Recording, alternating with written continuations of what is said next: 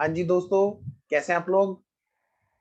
Again very very good morning, good afternoon, good evening जब भी आप ये क्लास देख रहे हैं। बेटे, हम लोग पहुंच चुके थे अपने लेक्चर में, कहाँ तक बोलो, बोनस शेयर्स पर। और बोनस शेयर्स की हमने प्रैक्टिस कर ली थी लास्ट क्लास में। और इस चैप्टर के अंदर जो अगला टॉपिक है वो है बेटे राइट इशू। ठीक है जी, आइए जी, मैं फिर लेकर के चलता हूँ आपको सीधा क्वेश्चन की तरफ। फटाफट से चैप्टर खोलेंगे, राइट इशू, चैप्टर नंबर 14। ध्यान रखना, इसमें हमने स्टडी मैट के क्वेश्चंस भी कवर किए हुए हैं आपके, और साथ में पास ईयर के एग्जाम के क्वेश्चंस भी। ठीक है, तो जरा ध्यान से बेटे, इस चैप्टर के अंदर हमने जो बातें की थी अभी तक, वो क्या की थी बोनस से रिलेटेड की थी। अब इसी चैप्टर के अंदर राइट इशू है, तो लेट्स स्टार्ट। हम लोग चलते हैं जी राइट इशू पे। और फिर अभी कुछ और क्वेश्चंस भी हैं जो बचे हुए हैं बोनस के, डोंट वरी, हम लोग करेंगे। अब थोड़ा सा मिक्स प्रैक्टिस करेंगे हम लोग। हमने कर लिया था क्वेश्चन नंबर 7 तक, क्वेश्चन नंबर 8 अभी भी बोनस का बचा हुआ है, लेकिन थोड़ा सा क्या है कि राइट इशू के बारे में हम लोग आगे बात करके फिर बढ़ते हैं। ठीक है आइए जी, अब ये राइट इशू है क्या, पहले एक काम करो, फटाफट से हेडिंग डालो, राइट इशू। जल्दी जल्दी हेडिंग डालो बेटे, राइट इशू। अच्छा चलिए जी, आइए बेटा नेक्स्ट पेज पर लिखिए फटाफट से। भाई राइट इशू क्या है, मीनिंग ऑफ राइट इशू।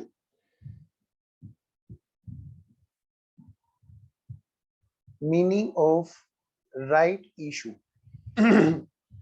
इसके बारे में बेटे हमें जो बताया गया है वो बताया गया है कंपनीज एक्ट के सेक्शन 62, कंपनीज एक्ट 2013 सेक्शन 62। आइए शुरू करते हैं तो अभी 2 मिनट कोई पेन नहीं चलाएगा, और सारा ध्यान किस पे लगाएंगे, समझने पे।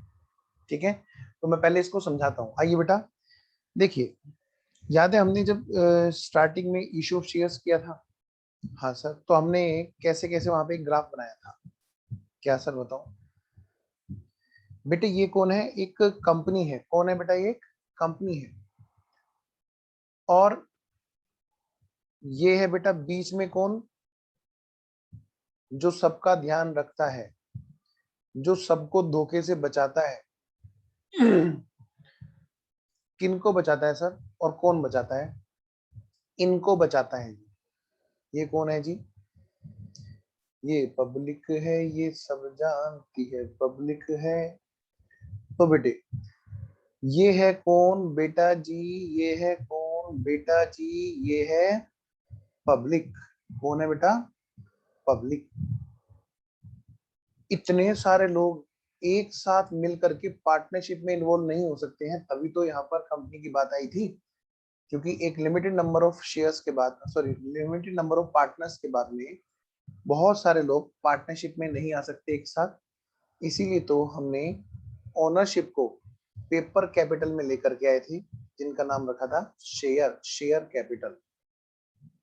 ठीक है सर, बात समझ में आ रही है। मतलब अब ये तो शुरू वाली बात होगी सर, जो हमने इशू ऑफ शेयर्स पढ़ा था, हाँ वही बताओ, ये पब्लिक जो है, ये इस कंपनी के पास में पैसा जब लगाने जा रही थी, क्यों लगाने जा रही थी, क्योंकि बेटे कंपनी ने बोला, क्या बोला, कंपनी ने बोला, कंपनी कौन चलाता है बताओ, आप और हम जैसे लोग ही तो हैं, जिन्हें कोई प्रोजेक्ट दिखाई दिया। कौन दिखाई दिया बेटा, कोई प्रोजेक्ट दिखाई दिया। फॉर एग्जाम्पल, आप सबने देखा होगा इंडिया में कई जगह पर मेट्रो का प्रोजेक्ट स्टार्ट हो चुका है, और मैं तो कहता हूँ बहुत सारी जगह तो मेट्रो बन चुकी है। ठीक है सर, प्रोजेक्ट स्टार्ट हो चुका है, मतलब जैसे मोहन नगर से गाजियाबाद मेट्रो बन चुकी है। ठीक है, दिल्ली में आईएसबीटी से मोहन नगर तक ऑलरेडी बनी हुई थी।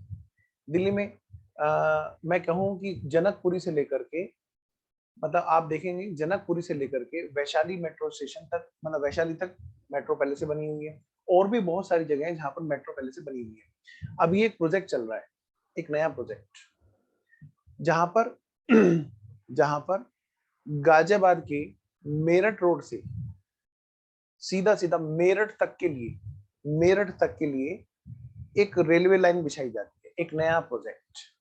कौन सा नया प्रोजेक्ट? बताओ बेटे, किसी ने तो ये प्रोजेक्ट किए होंगे ना? बिल्कुल। क्या कोई नई कंपनी ऐसे आ जाएगी और गवर्नमेंट उसको प्रोजेक्ट दे देगी? मतलब ही नहीं बैठता। तो बेटे ध्यान से अब सुनना मेरी बात।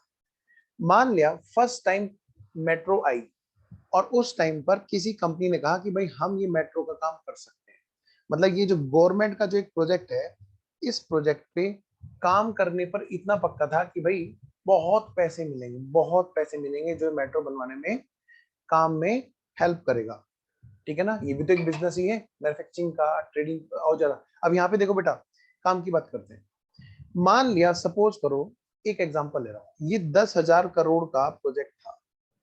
कितने का? 10,000 करोड़ का। एक एग्जांपल ले रहा हूं, ठीक है? चलिए जी। तो ये प्रोजेक्ट करने के लिए मान ली रिलायंस कंपनी है फॉर एग्जांपल, कोई हालांकि कोई और कंपनी है जिसने का, या मैं कह रहा हूँ मान ली रिलायंस कंपनी है, वो कहते हैं कि हम करना चाहते हैं प्रोजेक्ट। तो गवर्नमेंट को पता है कि रिलायंस इतना बड़ा कंट्रीब्यूटर है देश की इकोनॉमी में, टाटा भी बहुत बड़ा कंट्रीब्यूटर है। इतनी बड़ी कंपनी अगर इन प्रोजेक्ट्स में आएंगी तो सोच के देखो जरा, गवर्नमेंट मना करेगी? बिल्कुल भी नहीं, बल्कि विश्वास दिखाएगी कि हाँ भाई ऐसे लोग ही हमें चाहिए। बेटे इस कंपनी ने सोचा कि भाई इस प्रोजेक्ट में पैसा कितना लगाना है।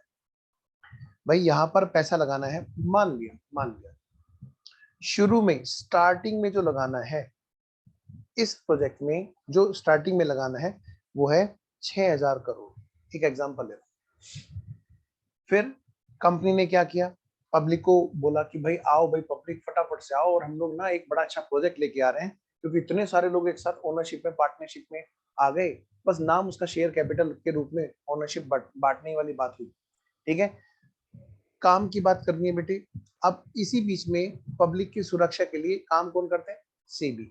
वो ये कहती है कि भाई देखो, ऐसा ना हो कि पब्लिक का पैसा बेकार हो जाए, कोई लेके भाग जाए। तो इसलिए यहाँ पर सेबी ने एक रूल बना रखा है, भाई कम से कम 90% तुम्हारे शेयर्स बिक जाने चाहिए कंपनी, मतलब पब्लिक तुम्हारे कम से कम 90% शेयर्स में अपना इंटरेस्ट शो करे। तो यहाँ तक की कहानी तो थी अब बेटे हमारी पुरानी। फिर क्या हुआ सर? अब ये पब्लिक का जब पैसा आया और जब ये 90% सब्सक्राइब हुए, हो चुके, फिर उसके बाद में कंपनी को ग्रीन सिग्नल दिखा देता, चलो भाई कंपनी अब तुम अपना काम करते रहो, प्रोजेक्ट लगाते रहो। क्यों? क्योंकि बहुत सारे लोग आपके उसमें इंटरेस्टेड हैं। चलिए जी बेटे, कंपनी ने हिसाब किताब लगा रखा था कि 10,000 करोड़ का एक प्रोजेक्ट है जिसमें गवर्नमेंट उनको 15,000 करोड़ देगी। बेटे स्टार्टिंग में कंपनी ने क्या किया? एप्लीकेशन की, अलॉटमेंट किया, है ना, इंस्टॉलमेंट में पैसा मंगाया ये बेटे। फिर बाद में फिर से पब्लिक से पैसा मंगाया गया, फिर नया वाला, फिर क्या हुआ बेटे? 4,000 करोड़ बाद में मंगा लिए गए। अब बताओ कितना हो गया टोटल? 10,000 करोड़ ये यहाँ पर ऐसे आया। सबसे पहली बात बेटे, गवर्नमेंट से कितने मिले? 15,000 करोड़। बताओ है कि नहीं बहुत मुनाफे का प्रॉफिट? बिल्कुल ऐसा। अब होगा क्या? यही कंपनी एक और प्रोजेक्ट, क्या बेटा? अनदर प्रोजेक्ट, अनदर प्रोजेक्ट, एक और प्रोजेक्ट यहाँ पर ये उठाना चाहती है, बड़े वाला। वो प्रोजेक्ट भी चल रहा है, अभी पूरा होने वाला है, उसका भी प्रॉफिट आएगा, वो भी बटेगा। काम बड़ा अच्छा चल रहा है जी, और सभी इन्वेस्टर बड़े खुश हैं जी, पब्लिक वाले जिन्होंने अपना पैसा इन्वेस्ट कर रखा है। इनमें से कोई बेचारा ऑफिस जाता है, सैलरी कमाता है, और कोई बिजनेस करके दुकान चला के अपना काम चला इस पब्लिक में से, जिसने वहां पर पैसा इन्वेस्ट कर रखा है। अब हुआ क्या बेटे, एक और जब प्रोजेक्ट आया तो पूछा जाएगा क्या कि ये जो कंपनी है, इस कंपनी के जो पुराने शेयर होल्डर्स कौन है बेटा? बोलो। पुराने शेयर होल्डर्स हैं ये वाले, एग्जिस्टिंग वाले, जिन्होंने कंपनी में एग्जिस्टिंग ऑलरेडी ऑलरेडी पैसा लगा रखा है। बेटे पब्लिक तो बहुत है, मैंने तो छोटे छोटे थे यहाँ पे ग्राफ बनाए, लेकिन बेटे पब्लिक तो बहुत है। अब मान लिया कंपनी क्या करती है, एक और प्रोजेक्ट में हाथ डालती है। किसमें? थोड़ा सा मैं स्क्रीन आपके लिए बड़ा कर रहा हूँ ताकि आपको ज्यादा दिखाई दे। मान लिया कंपनी एक और प्रोजेक्ट में हाथ डालती है और उसको और ज्यादा पैसे की रिक्वायरमेंट है। अच्छा सर फिर?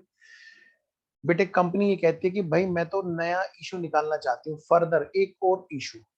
तो ये जो था, ये था हमारा क्या? एग्जिस्टिंग इशू क्या था बेटे, बोलो एग्जिस्टिंग इशू, जो शेयर्स इशू किए गए थे एग्जिस्टिंग इशू। ठीक है, अब कंपनी कहती है कि भाई मुझे तो और पैसे की रिक्वायरमेंट है। क्यों है जी? क्योंकि ये जो एक और नया प्रोजेक्ट आ रहा है ना, कंपनी यहाँ पर भी पैसा लगाना चाहती है। ठीक है बेटे, किसी को तो काम नहीं मिलता, किसी को काम इतना मिल जाता है, इतना मिल जाता है कि उस पर थामे नहीं थमता।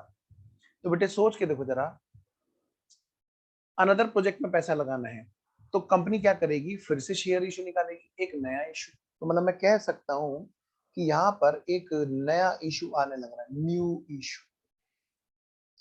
न्यू इशू मतलब फर्दर इशू, एक और इशू निकाल रही है कंपनी शेयर्स का। अब सुनिए मेरी बात ध्यान से। क्या सर?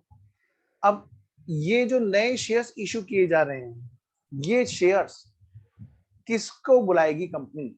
बेटे अगर कंपनी दूसरे लोगों को बुलाती है और नए इन्वेस्टर को इनवाइट करती है, पब्लिक में बहुत सारे लोग हैं, सब लोग थोड़ा ना एक ही कंपनी में इन्वेस्ट करे बैठे हैं। मान लिया आप ही का पड़ोसी है, उसने कहीं पैसे लगा रखे और आपको पता चलता है कि भाई उस पड़ोसी ने बड़ी अच्छी रिटर्न कमा रखी है, तो आप भी चाहोगे कि भाई थोड़ा सा नॉलेज लें कि भाई कहाँ पर उन्होंने पैसे लगा रखे हैं, ताकि हम भी एक अच्छा इन्वेस्टमेंट करके अच्छी रिटर्न कमाएं। बेटे ऐसे ही पब्लिक में क्या होता है, सभी पब्लिक वाले क्या होता है, एक नए नए ऑफर ढूंढते रहते हैं सभी लोग। अब कंपनी ने इशू निकाला, अब यहाँ पे हुआ क्या, अगर मान लिया वो लोग आ गए जो पहले से शेयर होल्डर नहीं थे, तो पता है एक बड़ा खतरा रहता है। क्या रहता है सर? ये शेयर्स, जो नए वाले शेयर्स हैं, अगर कंपनी के नए शेयर्स कोई और ले जाए, नए लोग पब्लिक के, तो पता है क्या गड़बड़ हो सकती है? क्या गड़बड़ हो सकती है बताओ? गड़बड़ ये हो सकती है, कंपनी के यहाँ पर एक बड़ा अच्छा सिस्टम है। क्या? कि डिसीजन जो है ना, डिसीजन डिसीजन जो है, ओनरशिप से रिलेटेड डिसीजन कहां पे लिए जाते हैं बेटे? In general meeting. General meeting, हाँ जी, जनरल मीटिंग किसकी सर? बेटे ये होती है शेयर होल्डर्स की, ओनर्स की, general meeting of share holders. भाई शेयर जिसके पास में है वही तो उसका मालिक है। हाँ जी, और वहां पे डिसीजन कैसे होता है?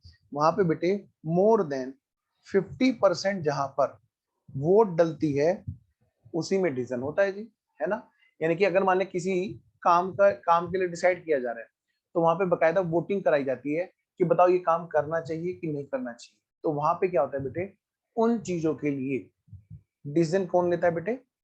शेयर होल्डर लेते हैं। और यहाँ पर क्या है, 50% से ज्यादा, 50% से ज्यादा वोट जहां पर जाती है वहीं पर वो डिसीजन माना जाता है। अब पहले जब कंपनी बनाई थी, तो कंपनी किसने बनाई थी बोलो? पहले वाली मतलब पब्लिक के कुछ एग्जिस्टिंग लोगों ने, ये वाले जो है ना। अब अगर मान लिया ये पब्लिक जो पहले से इन्वेस्ट करे बैठी है, अगर इनको नहीं पूछा गया, और क्या होगा? और एक नई पब्लिक, नई पब्लिक मतलब पब्लिक में से जो दूसरे लोग हैं वो लोग आ गए इस कंपनी में पैसा लगाने के लिए। न्यू पब्लिक पर्सन, भाई कंपनी को तो पैसा चाहिए। अगर मान लिया नए वाले पब्लिक वाले पर्सन, पब्लिक में से नए लोग आ गए यहाँ पर, तो पता बेटे क्या हो सकता है? फिर शेयर होल्डिंग छीन सकती है। क्या मतलब? मान लिया यहाँ पर अगर मैं बात करूं, ये थे जो 10,000 शेयर्स थे। कितने शेयर्स थे बेटे पहले? ये कितने थे? 10,000 शेयर्स थे। मान लिया एक एग्जांपल ले, 10,000 नहीं, छोड़ो कोई और लेते हैं। मान लिया यहाँ पर थे 1,00,000 इक्विटी शेयर्स थे पहले, फॉर एग्जाम्पल, और सारे के सारे सब्सक्राइब थे। अब कंपनी ने और नए शेयर निकाले, कंपनी को पैसे की बहुत ज्यादा जरूरत है, और कंपनी ने क्या किया बेटे, यहाँ पर नए वाले 5,00,000, 5,00,000 तो ज्यादा हो जाएगा, छोटा एग्जांपल लेते हैं। नए वाले 1,50,000, या छोड़ो, नए वाले 80,000 शेयर्स इन्होंने निकाले। न्यू इक्विटी शेयर्स इन्होंने निकाले 80,000 शेयर्स। बेटे आप सोच के देखो जरा, अभी डिसीजन कौन लेता था? इनमें से कोई ऐसा जिनके पास में 50% से ज्यादा वोट हो। अब क्या होगा? उन्हीं मालिकों के साथ में 1,80,000 में से 50% देखा जाएगा। समझ लो। और हो सकता है कुछ लोगों ने वहां पर होल्ड बना रखा हो, अपना कंट्रोल बना रखा हो, तो उस केस में क्या होगा, अब जब नए लोग उसमें शामिल हो जाएंगे डिसीजन मेकिंग में, तो हो सकता है कुछ लोगों का जो होल्ड, जिन्होंने वो कंपनी बनाई थी और अपनी बात को बहुत अच्छे से वहां पर मैनेज करके चला भी रहे थे, सब कुछ मैनेज कर रहे थे, मान ले बेटे उनसे वो राइट छिन जाए तो कैसा लगेगा कि पेड़ लगाया किसी ने और फल के मजे कोई और ले रहा है। तो इस कंट्रोल को बनाने के लिए लो ने ये कहा, क्या कहा कि भाई जिन्होंने मेहनत की थी स्टार्टिंग से उनको पहले पूछो, सीधा सीधा नए पब्लिक वाले के पास में मत जाओ। तो यहाँ पर क्या है बेटे, ये जो नए वाले पर्सन है, कौन से वाले, नए वाले पब्लिक पर्सन, हाँ, कि ये कहते हैं कि भाई ये जो शेयर्स हैं आप एकदम से नई पब्लिक को बिल्कुल ऑफर नहीं करेंगे। किसको ऑफर करेंगे, हमेशा सबसे पहले ऑप्शन रहेगा किसके पास में, एग्जिस्टिंग वालों के पास में, फर्स्ट प्रायोरिटी। क्या, फर्स्ट राइट उनका है, क्या है बोलो बेटे, राइट है, पहली प्रायोरिटी उनकी है, पहला अधिकार उनका है। जो लोग पहले से ही इस कंपनी के पास में इन्वेस्टर है, पहले से एग्जिस्टिंग शेयर होल्डर है, तो बेटे एक तरह से क्या उनका बड़ा अच्छा उनका राइट है। क्यों है, क्योंकि बेटे उन्होंने शुरू से ही कंपनी का साथ निभाया है।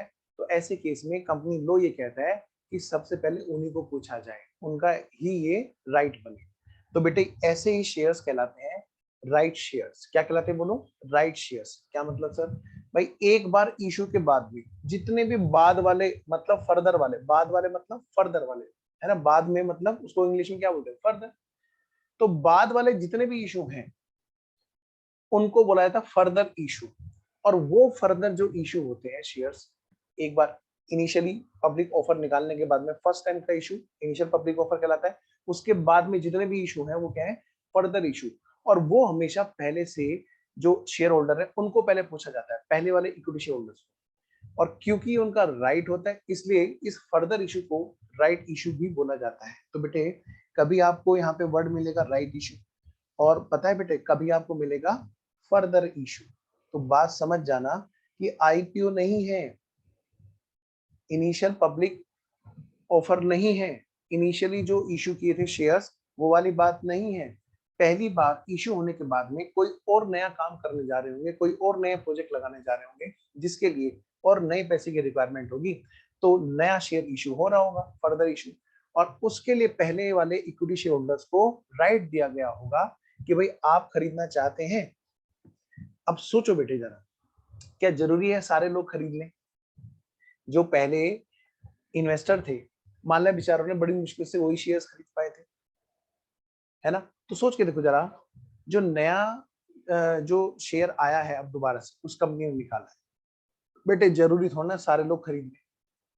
तो यहाँ पर पहली बात तो ये क्या है, राइट है। क्या है ये बोलो, ये क्या है बेटा, राइट है, ना कि कंपल्सरी खरीदना है। क्या है बोलो बेटा, राइट मतलब अधिकार। क्या है बोलो, ये अधिकार, मतलब उसकी मर्जी है, जबरदस्ती कुछ नहीं है। अगर मान लिया उन्होंने नहीं खरीदा तो ये कहते हैं फिर भाई ऐसा है, फिर सेकंड राइट, फिर तो क्या है, सेकंड नंबर किसका है, बाद वाले जो नए वाले पब्लिक वाले लोग। ठीक है, तो आओ बेटे जरा बात करते हैं इसमें छोटी सी, लिखिए फटाफट से, राइट इशू। लो जी बेटे, इसके बारे में आइए थोड़ा सा लिख लेते हैं।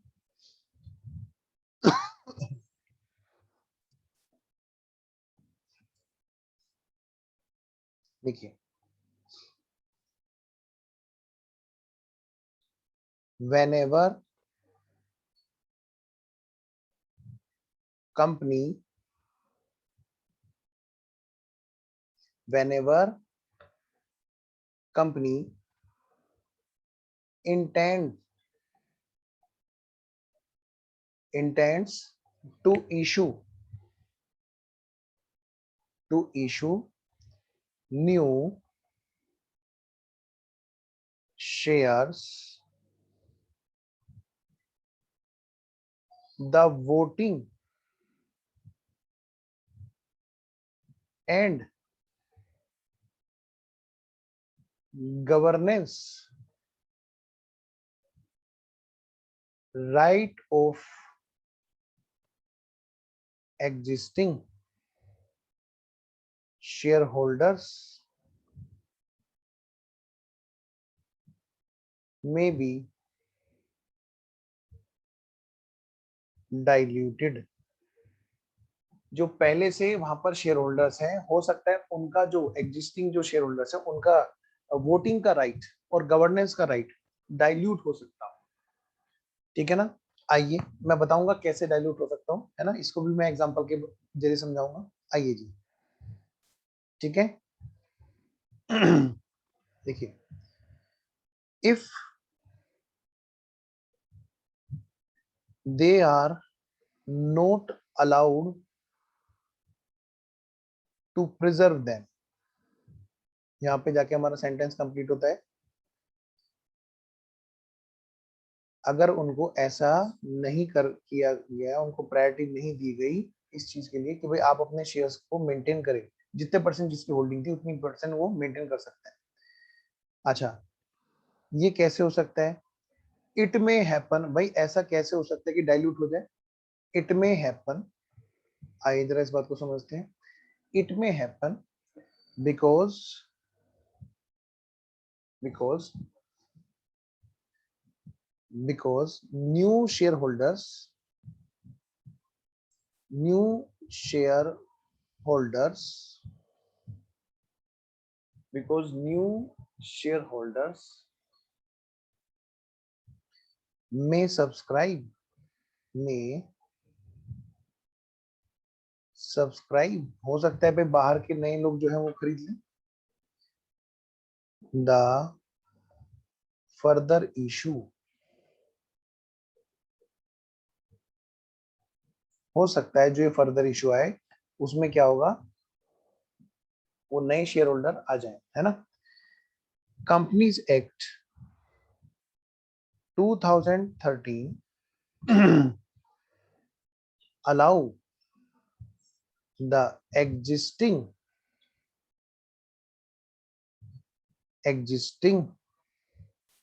shareholders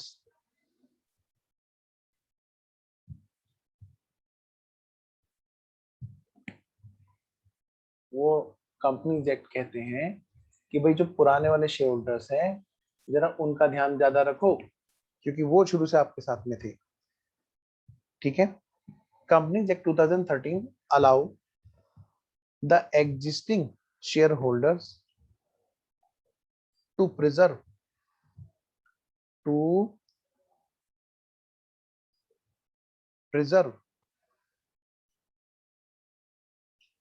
their position by offering new shares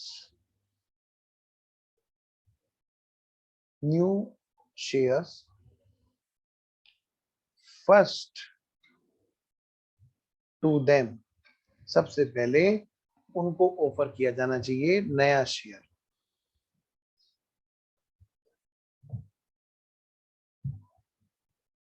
ठीक है। देखो कितना साथ देता है वो पुराने लोगों का। कंपनी जेक ने कितनी अच्छी बात कही, एक और क्या, दे में, वो इनमें से कोई भी एक काम कर सकते हैं। दे में सब्सक्राइब, भाई हो सकता है वो खरीद लें,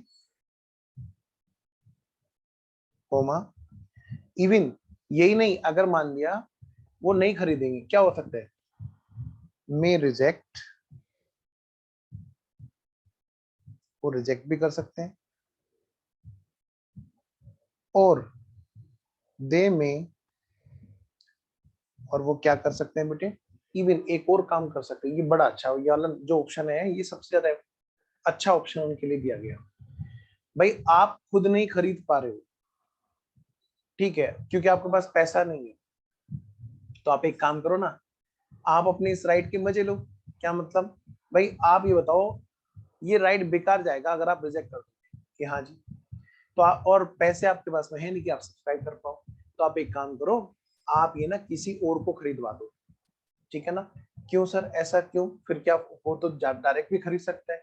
बेटे दरअसल आपके पास में राइट सिर्फ खरीदने का ही नहीं, आपके पास में राइट के अंदर, राइट इशू के अंदर एक और सुविधा रहती है, कि आपको मतलब एग्जिस्टिंग शेयर होल्डर्स को ये शेयर सस्ते में उपलब्ध होते हैं as compare to public, other new public. यानी कि एग्जिस्टिंग शेयर होल्डर को मार्केट प्राइस जो मार्केट में है इस टाइम पर उसकी अपेक्षा बहुत सस्ते में ये इश्यू कर रहे होते हैं, तो वो क्या कर सकते हैं, अपने इस राइट को किसी को बेच सकते हैं। They may also sell their right to someone else.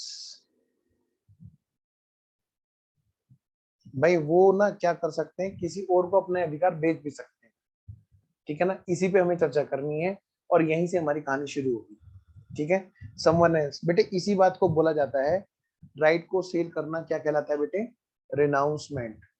Renounced, दे में रिनाउंस्ड दियर राइट, वे अपने राइट को रिनाउंस भी कर सकते हैं, मतलब सेल भी कर सकते हैं। सर कैसे, जरा ये समझाओ, यहीं से तो हमारी कहानी शुरू होती है।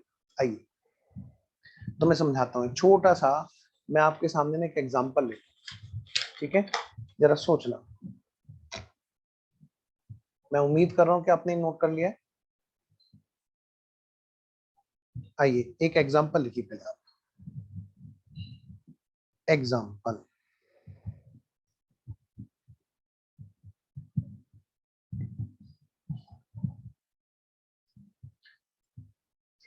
हाँ जी, आइए मैं आपको अब यहाँ पर क्या करा रहा हूँ बेटे, एग्जांपल करा रहा हूँ। सबसे पहला एग्जांपल क्या, सबसे पहला एग्जांपल इसका हेडिंग डालने क्या, यस बिल्कुल डाल सकते हैं। देखो, राइट एक्सरसाइज्ड, राइट को उन्होंने एक्सरसाइज किया, उनको जो अधिकार दिया कंपनी ने, उसने उस अधिकार का यूज किया, या यूज बोल सकते हैं, राइट यूज बोल सकते हैं। और ज्यादा खुले शब्दों में बोलूं तो जो शेयर्स खरीदने के लिए उन्हें बोला गया था, उन्होंने क्या किया, राइट शेयर्स खरीद लिए। इसका ये भी एक मतलब है, राइट शेयर्स जो है जिनको मिले थे, जिनको मिला था अधिकार, उन्होंने राइट शेयर्स को खरीद लिया, परचेज्ड। आइए एग्जांपल लिखते हैं छोटा सा, है ना, एग्जांपल के जरिए बात ज्यादा समझ में आएगी आपको। भाई ये है कौन, ए लिमिटेड। ए लिमिटेड की के जो existing existing equity share holders हैं, वो कितने हैं भाई, शेयर होल्डर्स नहीं, equity shares, cap equity shares हैं, वो कितने हैं बेटे, मान लिया 1 लाख। कितने हैं बोलो, 1 लाख नंबर ऑफ शेयर्स है, ये नंबर ऑफ शेयर्स है एग्जिस्टिंग इक्विटी शेयर। भाई शेयर होल्डर तो ज्यादा भी हो सकते हैं ना, कम भी हो सकते हैं। मान लिया कम लोगों ने बहुत ज्यादा शेयर्स ले रखे, एक एक ने मान लिया 10,000 शेयर्स खरीद रखे हैं, तो सिर्फ 10 शेयर होल्डर होंगे। मान लिया 2 ही लोगों ने खरीद रखे हैं तो 50,000 खरीद रखे होंगे, है ना। तो शेयर होल्डर्स की नहीं, हम शेयर्स की बात करते हैं। एग्जिस्टिंग शेयर्स थे किसी कंपनी के 1 लाख। अब हुआ क्या, ए लिमिटेड ने क्या किया, राइट इशू निकाला, अनाउंस्ड, जैसे बोनस अनाउंस करते थे ना, ऐसे बेटे राइट इशू करते, announced right issue. Sir bonus में और इनमें क्या फर्क है बेटे, बोनस था फ्री, उसमें वो पैसे ले ही नहीं रहे थे, यहाँ पे ले रहे हैं लेकिन बहुत कम ले रहे हैं, मतलब एज कंपेयर टू पब्लिक, जो other than existing share holders हैं, उनके अलावा जो बाकी के लोग हैं जो मार्केट में है, किसी को खरीदना होगा तो कितने पे खरीदेगा, एक बहुत महंगे पे, लेकिन जो पुराने शेयर होल्डर है उनको सस्ते में ऑफर की जा रही है। उन्होंने अनाउंस किया 1:1 का मतलब, चलो 1:1 ना हटा के 1:2 कर, 1:2, यानी कि जिनके पास 2 शेयर्स हैं वो एक शेयर चाहे तो सस्ते में खरीद सकते हैं। कंपनी ने पहले मार्केट में इशू कर रखे थे 1 लाख शेयर्स, भाई जितना उस प्रोजेक्ट में रिक्वायरमेंट रही होगी। अब एक और प्रोजेक्ट लगाने जा रही है, तो कंपनी ने देखा कितने पैसे की रिक्वायरमेंट है, उसको उसी हिसाब से फिर शेयर्स उसने निकाले। अब की बार उसने क्या किया, 50,000 शेयर्स निकाले। बस उसको ऑफर किस तरह से कर रही है कि पुराने वाले शेयर होल्डर कहीं हर कोई ये ना कहे कि भाई मुझे दो मुझे दो, तो वहां पर इस तरह से बोला गया कि भाई जिन 1 लाख शेयर्स हैं, हाँ जी, हम 50,000 नए शेयर्स इशू निकाल रहे हैं, तो भाई पुराने वालों को पहले पूछा जाएगा, तो पुराने वाले शेयर्स कितने हैं? 1,00,000। तो एक तरह से देखा जाए तो जिनके पास में 2 शेयर हैं, उनको 1 शेयर खरीदने के लिए मौका दिया गया, पुराने वाले शेयर होल्डर्स को। बेटे 1:2 का ये मतलब होता है, यानी कि जिनके पास 2 हैं, वो चाहे तो 1 शेयर खरीद सकते हैं। नेक्स्ट, अब यहाँ पे होता क्या है बेटे, मार्केट में जो प्राइस है before right issue, before right issue यानी कि राइट इशू होने से पहले मार्केट में जो प्राइस है बेटे, वो है, मान लिया भले ही फेस वैल्यू 10 हो शेयर की, मान लिया भले ही फेस वैल्यू 10 हो शेयर की, ठीक है, लेकिन मार्केट में जो प्राइस है वो है बेटे, मान लिया 130 रुपए का। कितने का? 130 रुपए का। जी हाँ, बहुत महंगे महंगे पहुंच जाते हैं। ये है बेटे इसका मार्केट प्राइस, राइट इशू होने से पहले। अब जरा समझना, पहली बात, इसी को हम बोलते हैं मार्केट प्राइस जो बिफोर राइट इशू है, मतलब कि कम राइट, कम राइट, ठीक है ना, जिसके अंदर राइट शामिल है। अब जरा देखो जरा, अब होता क्या है बेटे, ध्यान से यहाँ पर हमें निकालना है कि भाई ये बताओ उन्होंने शेयर खरीदे कि नहीं खरीदे। यस, उन्होंने खरीदे। तो बेटे जब इन एग्जिस्टिंग शेयर होल्डर ने शेयर्स खरीदे यानी कि राइट यूज किया, तो कंपनी अपने यहाँ पर क्या जर्नल एंट्री करेगी, कंपनी अपने यहाँ पर क्या जर्नल एंट्री करेगी फॉर दिस। बेटे बहुत सिंपल है, जैसे हम लोग सिंपल इनिशियली पब्लिक ऑफर की एंट्री करते थे, bank account debit to share capital, या bank to application, application to share capital, वगैरह वगैरह, ठीक है ना, फिर share allotment to share capital, bank to share allotment वगैरह वगैरह, बिल्कुल ठीक उसी तरह से इनकी भी एंट्री होगी। यहाँ सारा मुद्दा एक पॉइंट पे है कि पुराने वालों ने अगर खरीद लिए तो क्या होगा। अरे कंपनी को थोड़ा ना फर्क पड़ता है, पुराने वालों ने खरीद लिए तो ऑफकोर्स उन्हें सस्ता ऑफर किया गया होगा, तो फिर पुराने वालों से पैसे कम आएंगे थोड़ा सा। सर क्या ऑफर किया गया था बेटे, उनको एक्सरसाइज, इसको बोलते हैं क्या, एक्सरसाइज प्राइस। क्या बोलते हैं बेटे? Exercise price. क्या बोलते हैं बेटा? एक्सरसाइज प्राइस, जिस पर वो अपने राइट को एक्सरसाइज कर सकते हैं, जिस पर वो अपने राइट को यूज कर सकते हैं, मतलब वो कंपनी से चाहे तो इसमें खरीद सकते हैं। बेटे बताओ ये सस्ता होगा कि नहीं होगा? बिल्कुल होगा। तो कई लोग सोचते हैं कि भाई शेयर्स तो डिस्काउंट पे इशू हो गए। नहीं जी, डिस्काउंट पे तब होंगे जब फेस वैल्यू 10 रुपए से भी नीचे चले जाएंगे। बेटे ये शेयर सस्ते जरूर दिए जा रहे हैं, डिस्काउंट पे जरूर दिए जा रहे हैं, लेकिन ये वो डिस्काउंट नहीं है जो सेक्शन 53 ने मना की है। वो मना करती है फेस वैल्यू से नीचे मत चले जाना। बेटे ये शेयर मार्केट की अपेक्षा डिस्काउंट पर लगते हैं, लेकिन होता क्या है, ये फेस वैल्यू से बहुत ऊपर होते हैं। क्या मतलब सर? जैसे फॉर एग्जाम्पल ये शेयर खरीदने के लिए मौका दिया गया, आप सिर्फ 80 रुपए में खरीद लो पुराने वाले शेयर होल्डर्स। देखो कितना तुम्हें छूट दे रहे हैं। भाई नए लोग आएंगे, वो 130 रुपए लगाएंगे तो कंपनी के पास तो फालतू आएगा ना। लेकिन पुराने वाले जो शेयर होल्डर्स हैं उनके साथ में एक गड़बड़ हो जाएगा। क्या गड़बड़ हो जाएगा जी? गड़बड़ ये हो जाएगा जी, उनका जो कंट्रोल है वो जाने की पूरा पूरा खतरा है। इसलिए यहाँ पर एक बात कही गई, हमेशा पहले वो पुराने वाले को ऑफर को, अगर मान ले वो ऑफर को एक्सेप्ट कर लेते हैं, खरीद लेते हैं, अपने राइट को एक्सरसाइज कर लेते हैं, राइट को यूज करते हैं, बेटे कितनी तरह की बातें हैं, लेकिन बात एक ही है, कंपनी के पास में उन शेयर का पैसा आया, कंपनी क्या एंट्री करेगी? कंपनी तो एंट्री करेगी जी भाई बैंक अकाउंट डेबिट, कितने शेयर्स थे बताओ, नंबर ऑफ शेयर्स। भाई नंबर ऑफ शेयर्स अगर हम निकालें 1:2 के हिसाब से, तो बेटा ये हो गया 1 लाख शेयर्स पर 1/2 के हिसाब से, बेटे कितने हो गए? 50,000 शेयर्स हो गए। कितने हो गए शेयर्स? 50,000 शेयर्स हो गए।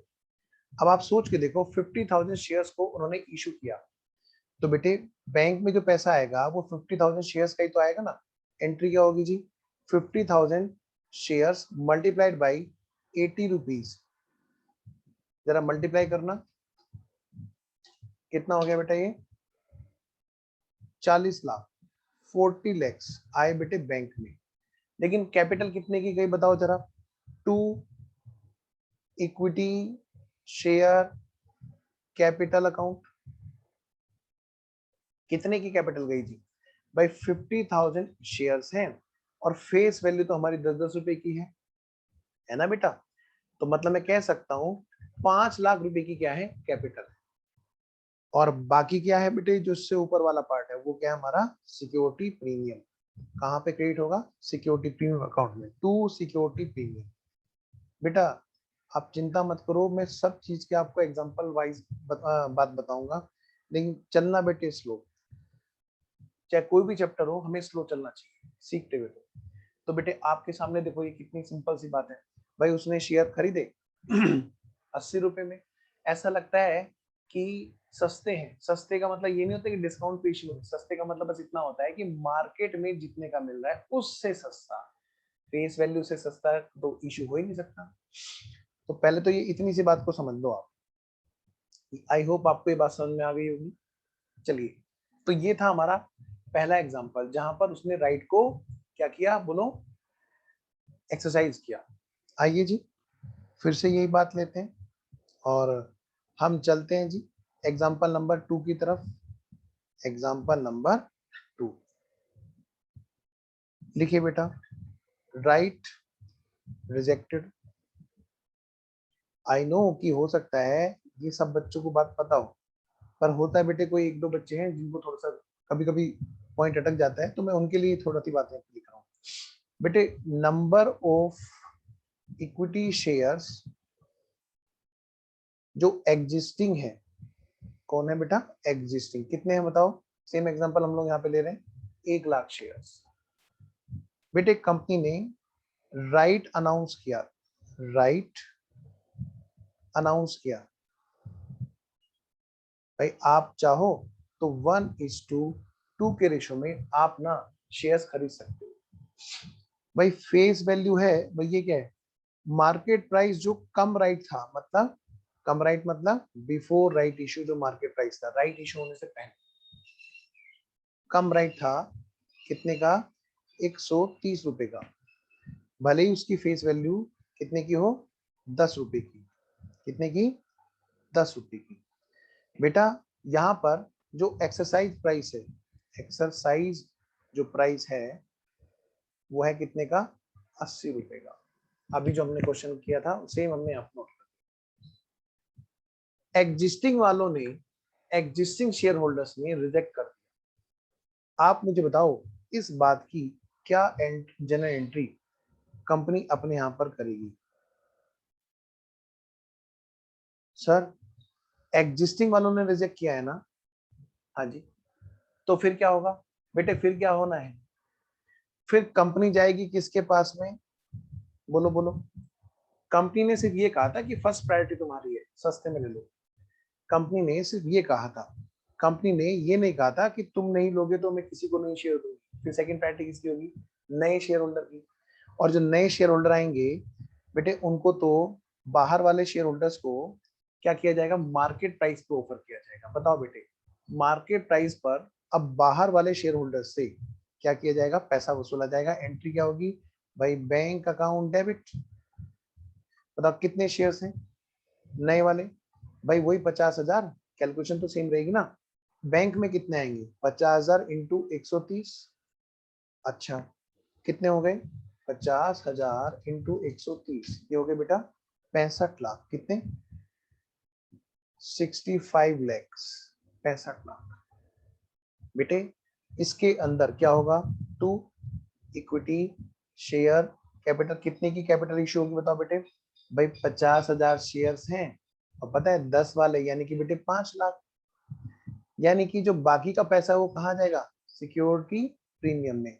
बेटे अगर राइट रिजेक्ट कर देता है तो क्या वो शेयर्स किसी को देते नहीं है क्या, बिल्कुल देते हैं जी। 60 लाख रुपए प्रीमियम में आ जाए। बेटे बाहर वालों को तो दिया जाएगा ना, सीधी सी बात है। ठीक है जी, अब हम चलते हैं एग्जाम्पल नंबर 3 की तरफ, वो बहुत इंपॉर्टेंट है जी। आइए तो अगला हेडिंग डालिए पहले, एग्जाम्पल नंबर 3। तो बेटे एग्जाम्पल नंबर 3, बेटे इसका हेडिंग डालो, राइट रिनाउंस्ड मतलब सोल्ड। हुआ क्या, जो एग्जिस्टिंग शेयर होल्डर्स हैं उन्होंने क्या किया, राइट को ना तो एक्सरसाइज किया और ना ही रिजेक्ट किया, उन्होंने क्या किया, राइट को किसी को बेच दिया, किसी को सेल कर दिया। अब सेल किया तो देखिए जरा पहले एग्जांपल वाइज बात करते हैं। Number of existing equity shares जो हैं वो कितने के हैं बेटा, कितने हैं, 1 लाख। कितने नंबर ऑफ शेयर्स हैं बेटे, 1 लाख। सेम एग्जांपल रख लेते हैं। अच्छा, कंपनी ने राइट रिनाउंस किया, राइट अनाउंस किया 1:2। बेटे राइट का जो एक्सरसाइज प्राइस है चलिए पहले मार्केट प्राइस लिखते हैं। मान लिया मार्केट प्राइस जो है कम राइट, क्या है बेटा, कम राइट। कम राइट का मतलब बिफोर राइट कितने का है बेटा, ये है 130 रुपए का। कितने का, 130 रुपए का। और जो एक्सरसाइज प्राइस है, एक्सरसाइज प्राइस जो है वो है 80 रुपए का। ध्यान रहे फेस वैल्यू हमारी 10 रुपए की ही है और उस शेयर को 80 रुपए पर खरीदना अलाउ किया एग्जिस्टिंग शेयर होल्डर्स को। सोच के देखना जरा अब यहाँ पर क्या होगा बेटा। जो एग्जिस्टिंग शेयर होल्डर्स हैं कितने हैं बताओ, एग्जिस्टिंग शेयर्स कितने हैं, 1 लाख। बताओ उनके लिए अगर मैं बात करूं आपसे, क्या बताओ, राइट शेयर्स कितने आए, राइट शेयर्स कितने आ गए एक तरह से भाई, 1 लाख तो है एग्जिस्टिंग शेयर्स और उनको 1/2 के हिसाब से कितने शेयर्स खरीदने का मौका दिया गया, 50,000 शेयर्स खरीदने का मौका दिया सबसे पहली बात। और कितने पर खरीदने का मौका दिया, 80 रुपए का। सोच के देखो जरा, आप मान लिया कंपनी के वो शेयर होल्डर्स, आप मान लिया कंपनी के एग्जिस्टिंग शेयर होल्डर है, अपने आप को मानना। तो ऐसे में क्या हुआ, आपने पहला केस शेयर खरीद लिए, दूसरा केस आपने मना कर दिया, किसी और ने खरीद लिए होंगे, कंपनी तो अपने आप पे एंट्री करेगी करेगी, हाँ जी। तीसरा केस की आपने क्या किया, ये राइट किसी और को बेच दिया। तो ऐसे केस में कैसे, पहले तो एक एग्जांपल को पूरा करते हैं कि भाई ऐसे केस में क्या क्या सिचुएशन रही है। बेटा ये है कौन, कंपनी, हाँ जी। कंपनी की जेब में तो पैसे जाने हैं कितने, अगर पब्लिक खरीदेगी तो 130 रुपए और अगर एग्जिस्टिंग शेयर होल्डर खरीदेगा तो क्या होगा बेटे, कितने रुपए जाएंगे, 80 रुपए। सोच के देखो जरा, मैं यहाँ पर छोटा सा ग्राफ बना देता हूँ।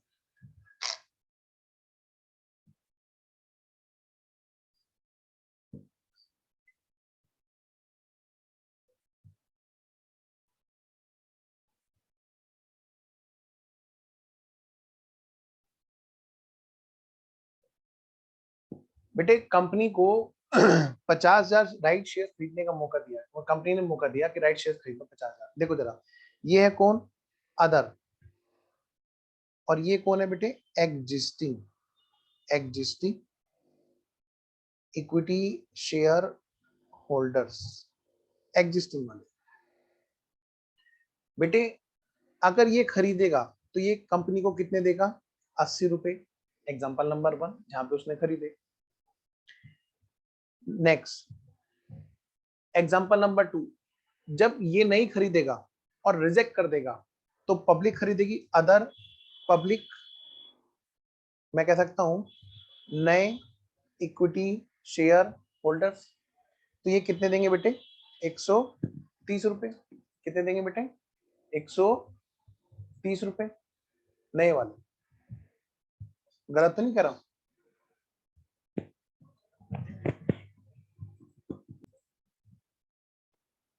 जो अदर है, अगर अदर खरीदेंगे तो कितने देंगे, 130 रुपए, क्योंकि मार्केट में ये प्राइस है और मार्केट वाले लोग अगर खरीदेंगे तो यही अमाउंट कंपनी को आएगी। ये है हमारा एग्जांपल नंबर 2, जब एग्जिस्टिंग ने रिजेक्ट कर दिया था और पब्लिक ने खरीदा था। अब है बेटे एग्जांपल नंबर 3, इसमें क्या हो रहा है, एग्जिस्टिंग वाला कंपनी को पैसा नहीं दे रहा है, लेकिन एग्जिस्टिंग वाले ने एक उस्तादी दिखाई, एक बड़ी अच्छी एक बड़ा अच्छा एक काम किया। क्या? इस अपने राइट को ना इनको बेच दिया। ये राइट किसको बेच दिया? राइट सोल्ड, राइट सोल्ड, इनको ही अपना अधिकार बेच दिया। क्या मतलब कि देखो भाई, इन्होंने अपने, एक एग्जांपल लेते हैं, इन्होंने अपने पड़ोसी से बात की, भाई ये बताओ तुम पैसा इन्वेस्ट करना चाहते हो क्या? कि हाँ जी। कि फलाना कंपनी के शेयर्स खरीदना चाहते हो क्या? कि हाँ जी। लेकिन वो तो बहुत महंगे हैं बेटे, अगर ये खरीदेगा तो कितने पे देगा बोलो? 130 रुपए भी देगी कंपनी इसको। तो यहाँ पर एग्जिस्टिंग शेयर होल्डर क्या करते हैं, अपने राइट को इनको बेच करके क्या कहते हैं, भाई एक काम करो, मैं तुम्हें सिर्फ 80 रुपए में खरीदवा देता हूँ, हाँ साथ में जो है 20 रुपए मुझे दे देना, 20 रुपए तुम मुझे दे देना और 80 रुपए तुम कंपनी को दे देना। जो 130 रुपए का शेयर है वो तुम्हें कितने का पड़ जाएगा? सिर्फ 100 रुपए का। देख रहे हो बेटा? तो ये इस केस में, ये बताओ मुझे, कंपनी के पास में कितने पैसे गए? बेटा मैं कंपनी के एंगल से बता रहा हूं, पहले ध्यान रखना। यहाँ पर और भी चीजें आने वाली हैं, वैल्यू ऑफ राइट वगैरह, लेकिन मैं तो बहुत सिंपल तरीके से बहुत धीरे धीरे लेके चल रहा हूँ आपको, क्योंकि ये राइट इशू तभी उलझता है जब हम लोग सिर्फ एक ही एंगल से देखते हैं, इन्वेस्टर एंगल से। इन्वेस्टर एंगल से होता है वैल्यू ऑफ राइट। मैं अभी बात नहीं करूंगा, अभी पहले तसल्ली पूर्वक कंपनी के एंगल से बात करते हैं। कंपनी को क्या मिला बेटे? एक तरह से ये हमारा एग्जांपल नंबर 1 नहीं बन गया क्या? कंपनी के एंगल से सोचो, आप अगर अपने आप को कंपनी मानोगे तो आपकी जेब में तो 80 रुपए आए ना? बिल्कुल आए जी। आओ जरा। तो कंपनी की बुक्स में जो जनरल एंट्री होगी वो क्या जनरल एंट्री होगी?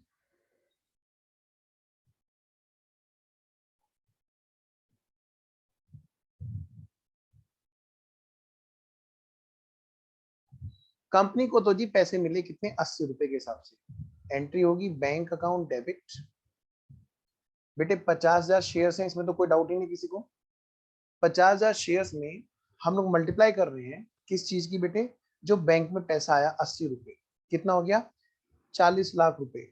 बिल्कुल पहले वाली एंट्री, क्योंकि कंपनी को तो 80 रुपए मिले ना। ये तो उनकी आपस की सेटिंग थी कि उन्होंने 20 रुपए उनसे लेकर के अपना राइट उनको दिला दिया। आइए जी, to equity share capital account. बेटे 50,000 शेयर्स कितने रुपए वाले थे बोलो? 10 रुपए वाले। कितने होंगे बेटा बोलो? 5 लाख। टू सिक्योरिटी प्रीमियम कितने रुपए बेटा? 50,000 शेयर्स पर कितने के हिसाब से बेटा? 70 रुपए के हिसाब से एक्स्ट्रा आया, 10 से ऊपर जो है वो 70 है बेटा। 35 लाख रुपए जो है वो क्या है? Security premium.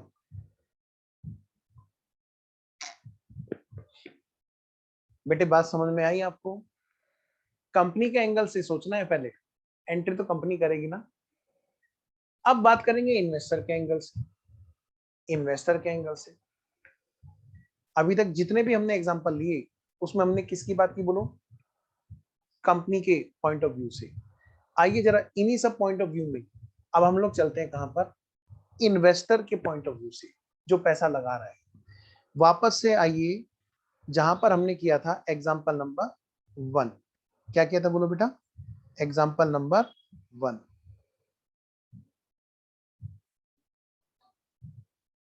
और इन जनरल एंट्री के ऊपर लिखिए, क्या लिखेंगे?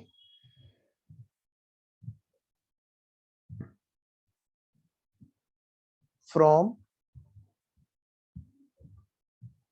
क्या बेटा? From companies point of view. Company के पॉइंट ऑफ व्यू से हमने ये एंट्री की है। कंपनी ने शेयर इशू किया और अनाउंस किया राइट इशू, और जिसको पब्लिक में, जो एग्जिस्टिंग इक्विटी शेयर होल्डर्स हैं, उन्होंने उस राइट इशू का यूज किया। उन्होंने क्या किया? उसको सब्सक्राइब किया।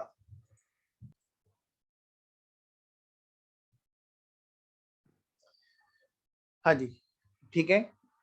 अब बात करते हैं थोड़ा सा आगे। क्या सर? थोड़ा सा क्या आगे? देखो जरा, बेटे पहला एग्जांपल जिसमें हमने एंट्री की थी कंपनी के पॉइंट ऑफ व्यू से, जरा यहीं पर इन्वेस्टर पॉइंट ऑफ व्यू से सोचो। वो जो शेयर होल्डर है जिसने जिसने पहले से शेयर्स खरीद रखे थे, उसने क्या किया, ये शेयर्स खरीदे। कितने रुपए दे करके खरीदे बताओ? 80 रुपए दे करके। क्यों सर? यहाँ पर तो सर आपने एंट्री जो की है वो की है कितने से? आपने तो सर एंट्री यहाँ पर की है 10 रुपए वाला शेयर और 80 रुपए के एंगल से। हाँ जी, यहाँ पर बेटे जो कंपनी का जो अपर पार्ट था 70 रुपए, वो क्या था आपका यहाँ पर? अरे यहाँ पर 5 लाख रुपए गलत दिखे गए, 35 लाख रुपए था। कितना बेटे? 35 लाख रुपए।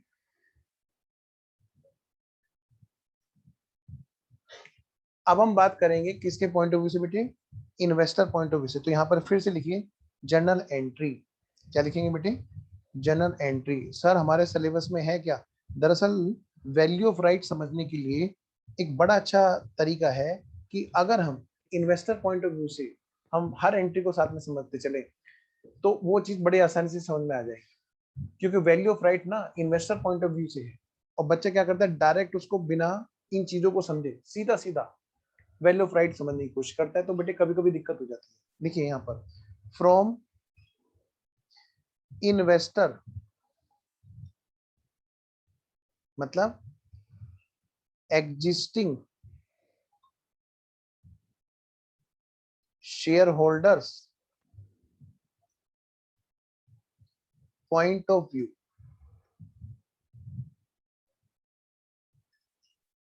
एग्जिस्टिंग शेयर होल्डर्स के पॉइंट ऑफ व्यू से। आइए जी ध्यान से बेटे बताओ। बेटे एग्जिस्टिंग शेयर होल्डर ने पहले पैसा इन्वेस्ट कर रखा था ना, है ना?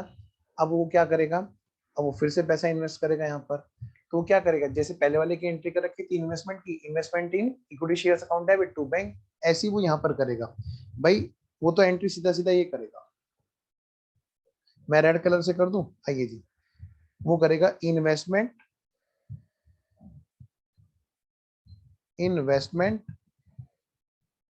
इन equity shares account debit to bank.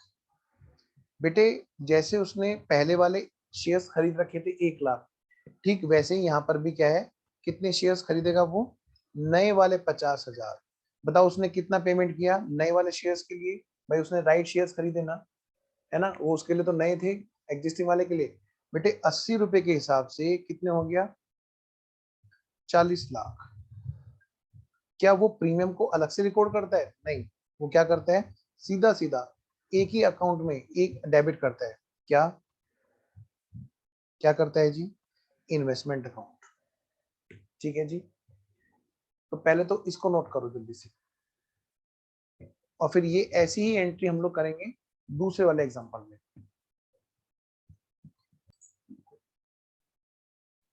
ठीक है जी, कितने का बोलो? कितने का हो गया? 40 लाख का।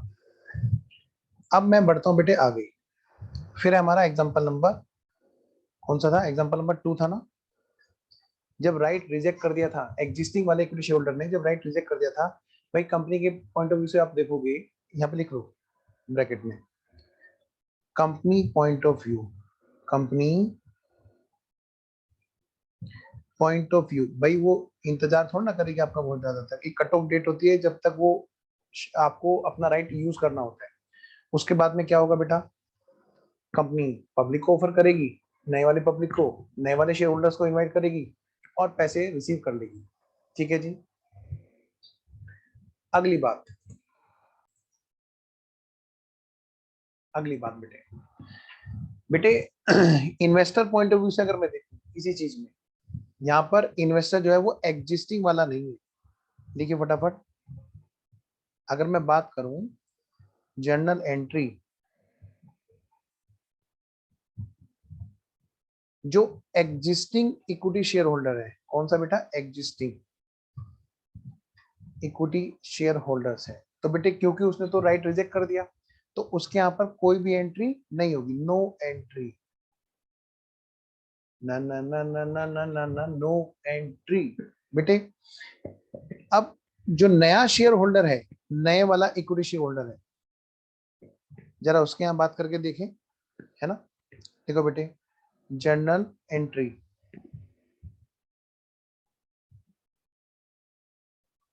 बेटा किसके यहाँ पर, किसके बुक्स में,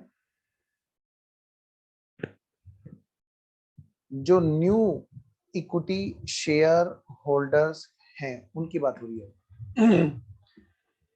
क्योंकि एग्जिस्टिंग वालों ने रिजेक्ट कर दिया था, तो जो नए वाले हैं शेयर होल्डर्स, उन्होंने क्या किया, उनको खरीद लिया शेयर्स को। एंट्री क्या होगी, इन्वेस्टमेंट,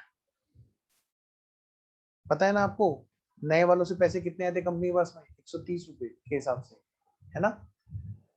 आइए जी, ये एक अलग चीज है कि कंपनी ने उस 130 रुपए में कैपिटल को अलग किया और सिक्योरिटी प्रीमियम को। लेकिन बेटे इन्वेस्टर पॉइंट ऑफ व्यू से ऐसा कुछ नहीं होता। इन्वेस्टर तो कहता है मैंने पैसा जो लगा रखा है मैं तो उसी की बात करूंगा। Investment in equity shares account debit to bank. बेटे उसने तो 50,000 शेयर्स को खरीदा, 130 के रेट में खरीदा, ठीक है बेटे। 65 लाख रुपए उसने पेमेंट करा। बेटे वो 65 लाख रुपए का जो पेमेंट किया है, 65 लाख एज इट इज उनका क्या है, इन्वेस्टमेंट है। न्यू वाले के एंगल से मैं नरेशन नहीं लिख रहा हूं। उम्मीद है आपको ये बात पूरी तरह क्लियर है। क्या मैं चलूं आगे, आइए जी अब बेटे आगे बढ़ते हैं। बेटे अब हम आते हैं कहां पर बच्चों, एग्जाम्पल नंबर 2 के बाद में अब हम आते हैं एग्जाम्पल नंबर 3 पे। चलिए तो जरा और देखिए जरा एग्जाम्पल नंबर 3 में क्या क्या चीजें थी जो ध्यान रखनी थी। एग्जाम्पल नंबर 3, एग्जाम्पल नंबर 3 में जो एग्जिस्टिंग इक्विटी शेयर होल्डर्स है उसने शेयर्स को अपने राइट को एक्सरसाइज नहीं किया, उसने अपने राइट को रिजेक्ट नहीं किया, बल्कि उसने अपने राइट को बेच दिया। देखिए जरा, अगर वो चाहे तो खरीद सकता था, कितना, कितने दे करके, 130 रुपए। उसने ये काम किसी और के लिए करा, किसी और के लिए किया। देखिए जरा, कंपनी को तो कितने रुपए मिले, 80 रुपए मिले। कंपनी को कितने रुपए मिले बेटे, 80 रुपए। तो कंपनी के एंगल से तो हमने यहाँ पे एंट्री कर दी। देखिए यहाँ पर company point of view, companies, क्या बेटे, companies, companies point of view.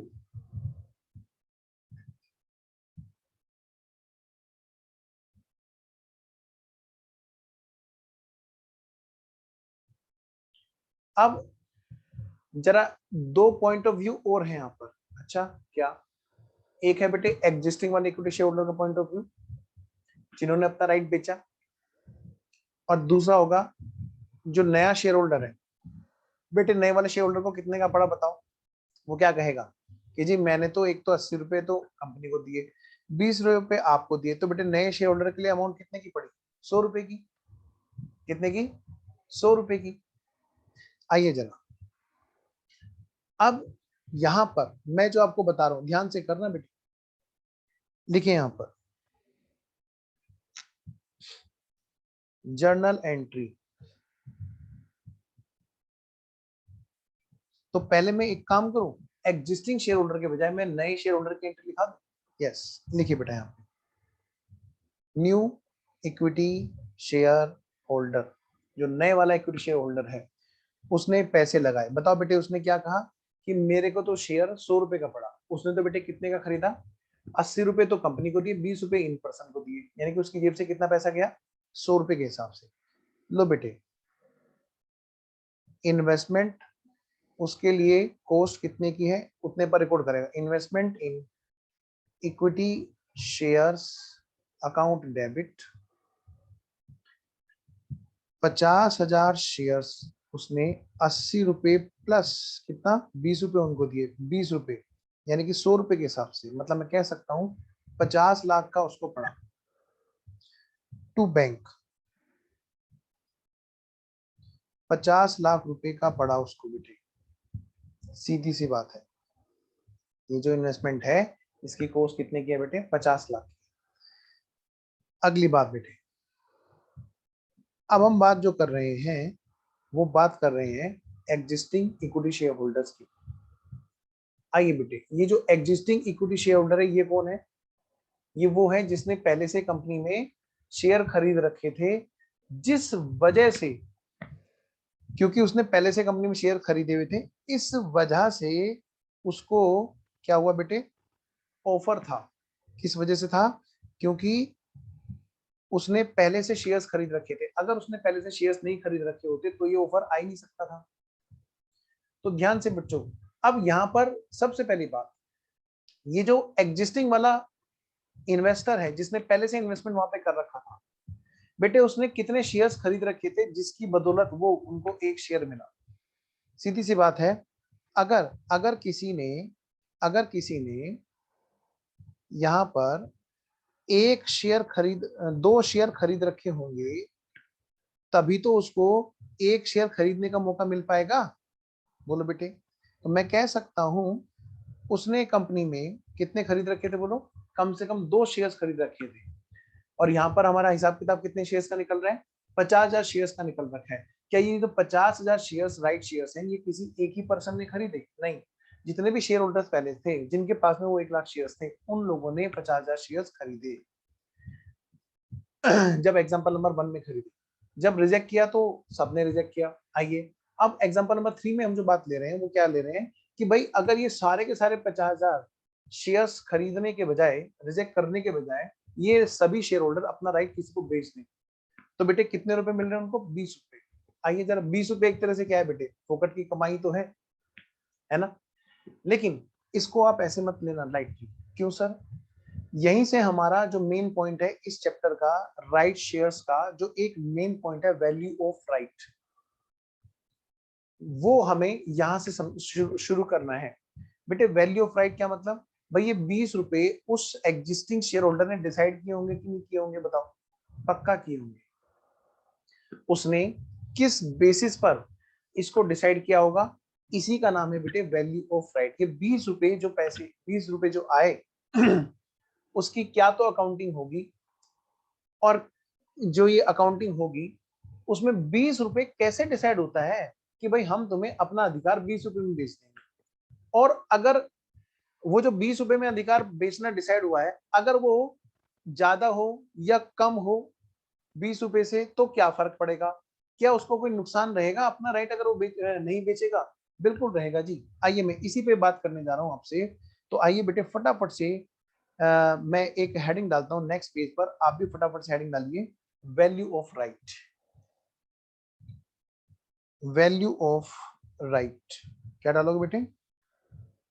Value of right.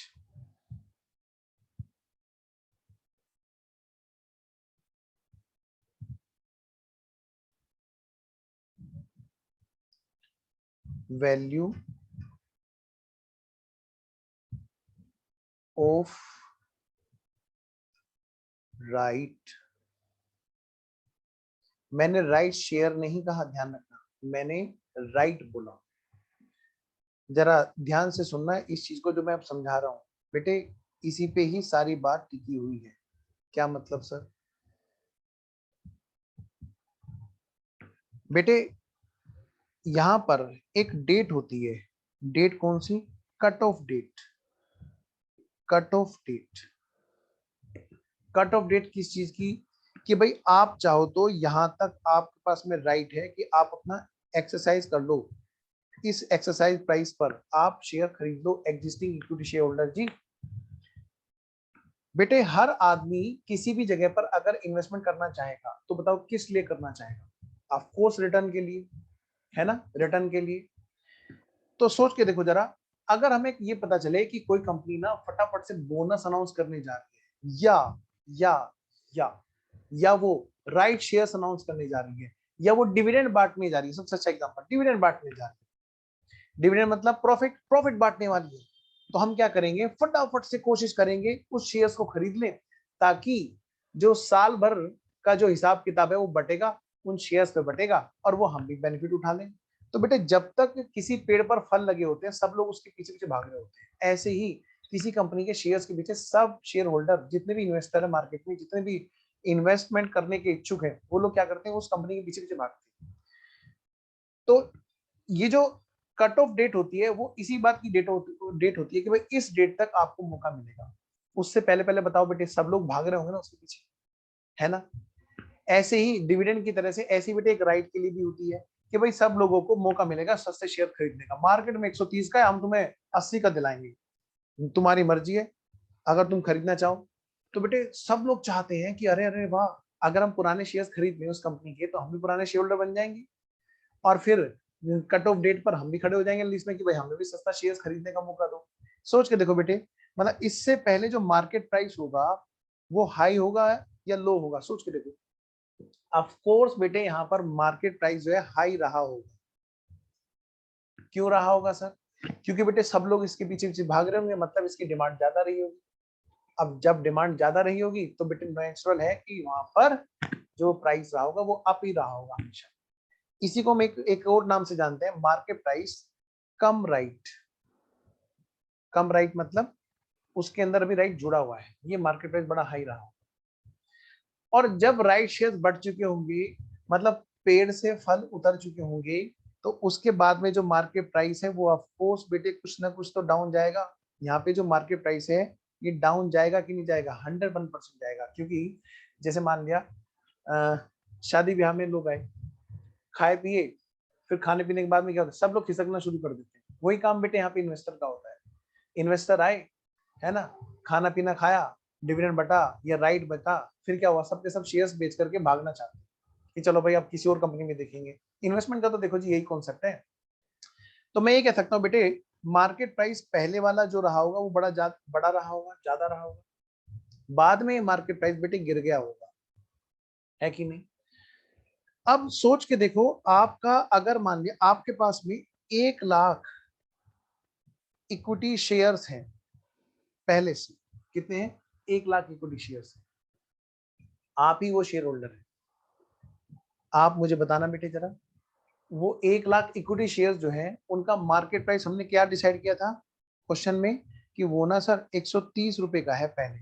अच्छा, फिर बाद का तो मैंने कोई डिसाइड नहीं किया था ना बेटे। बाद में मार्केट प्राइस मान लिया गिर जाए, मार्केट प्राइस अगर मान लिया गिर जाए, लेट सपोज मान लिया ये मार्केट प्राइस बाद में हो जाएगा कितने का, 105 रुपए का मान लो। कितना? 105 रुपए का, लेट सपोज। तो हमें ये देखना है कि हमें उससे 20 रुपए मांगने चाहिए। किससे? किससे? अगर हम अपना ये राइट यूज नहीं करते हैं, किसी को बेचते हैं, किसी और को खरीदवाते हैं कि भाई जा तू कंपनी से मेरा नाम ले दियो, 80 रुपए में शेयर्स ले लेना, और भाई मेरे को तू इतने रुपए दे दे। अब इतने रुपए दे दे मतलब जैसे हमने एग्जांपल 20 रुपए डिसाइड किए थे, वो डिसाइड करने का कोई बेस तो होता होगा ना। तो वही बात हमें यहाँ पर अब कैलकुलेट करना सीखनी है कि वो हमारा जो बेस है वो किस बेस पे डिसाइड करते हैं हम लोग कि भाई इतने रुपए हमें राइट के ले लेने चाहिए सामने वाले बंदे से, ताकि हमें नुकसान हो। आइए जरा, तो एक छोटी सी चीज है बेटे, इसको मैं लिख रहा हूं यहां पर, लिखो जरा। वैल्यू ऑफ राइट कितना ले लेना चाहिए हमें सामने वाले बंदे से अगर हम उसको अपना राइट बेच रहे हैं? भाई जितना हमारा कम राइट, क्या कहा मैंने बेटा, कम राइट प्राइस है ना, माइनस, माइनस मतलब कम राइट जो हमारी वैल्यू है, इसको हम क्या बोलते हैं, cum right price minus ex right price. आज थोड़ी सी ना तबीयत ठीक नहीं है मेरी, मेरे को ना पैरों में बहुत दर्द है, तो इसलिए मे बी कि शायद मैं आपको पूरी बात कम्युनिकेट ना कर पाया हूँ, लेकिन आपके लिए लेक्चर की रिकॉर्डिंग मैं लगातार कर रहा हूँ। ठीक है, डोंट वरी, मैं कोई एक्सक्यूज नहीं दे रहा हूँ, थोड़ा सा इसलिए थोड़ा सा बीच बीच में मुझे दिक्कत हो रही है। एनीवेज, कम राइट जो प्राइस है उसमें से बेटे हम लोग क्या करेंगे, x right price. X right price मतलब जो आफ्टर राइट वाला जो प्राइस होता है इसको हम क्या बोलते हैं, एक्स राइट प्राइस बोलते हैं। जो मार्केट प्राइस हमारा आफ्टर राइट इशू होता है उसको हम बोलते हैं बेटे एक्स राइट प्राइस। तो क्या कहते हैं, कम राइट प्राइस जो था और कितना एक्स राइट प्राइस हो गया, तो ये देखो जो डिफरेंस है वही तो हमारा नुकसान हो सकता है, उसी को हम सामने वाले से ले लें ताकि हमारे को नुकसान ना हो। ठीक है, आइए जरा, अभी तो देखने में आपको ये लग रहा है क्या कि सर इसका मतलब आप कहना चाहते हो 130 रुपए में से आप 105 रुपए घटा दें। यस, तो हमें कितना लेना चाहिए? 25 रुपए हमें ले लेने चाहिए। बिल्कुल सही सोच रहे हो।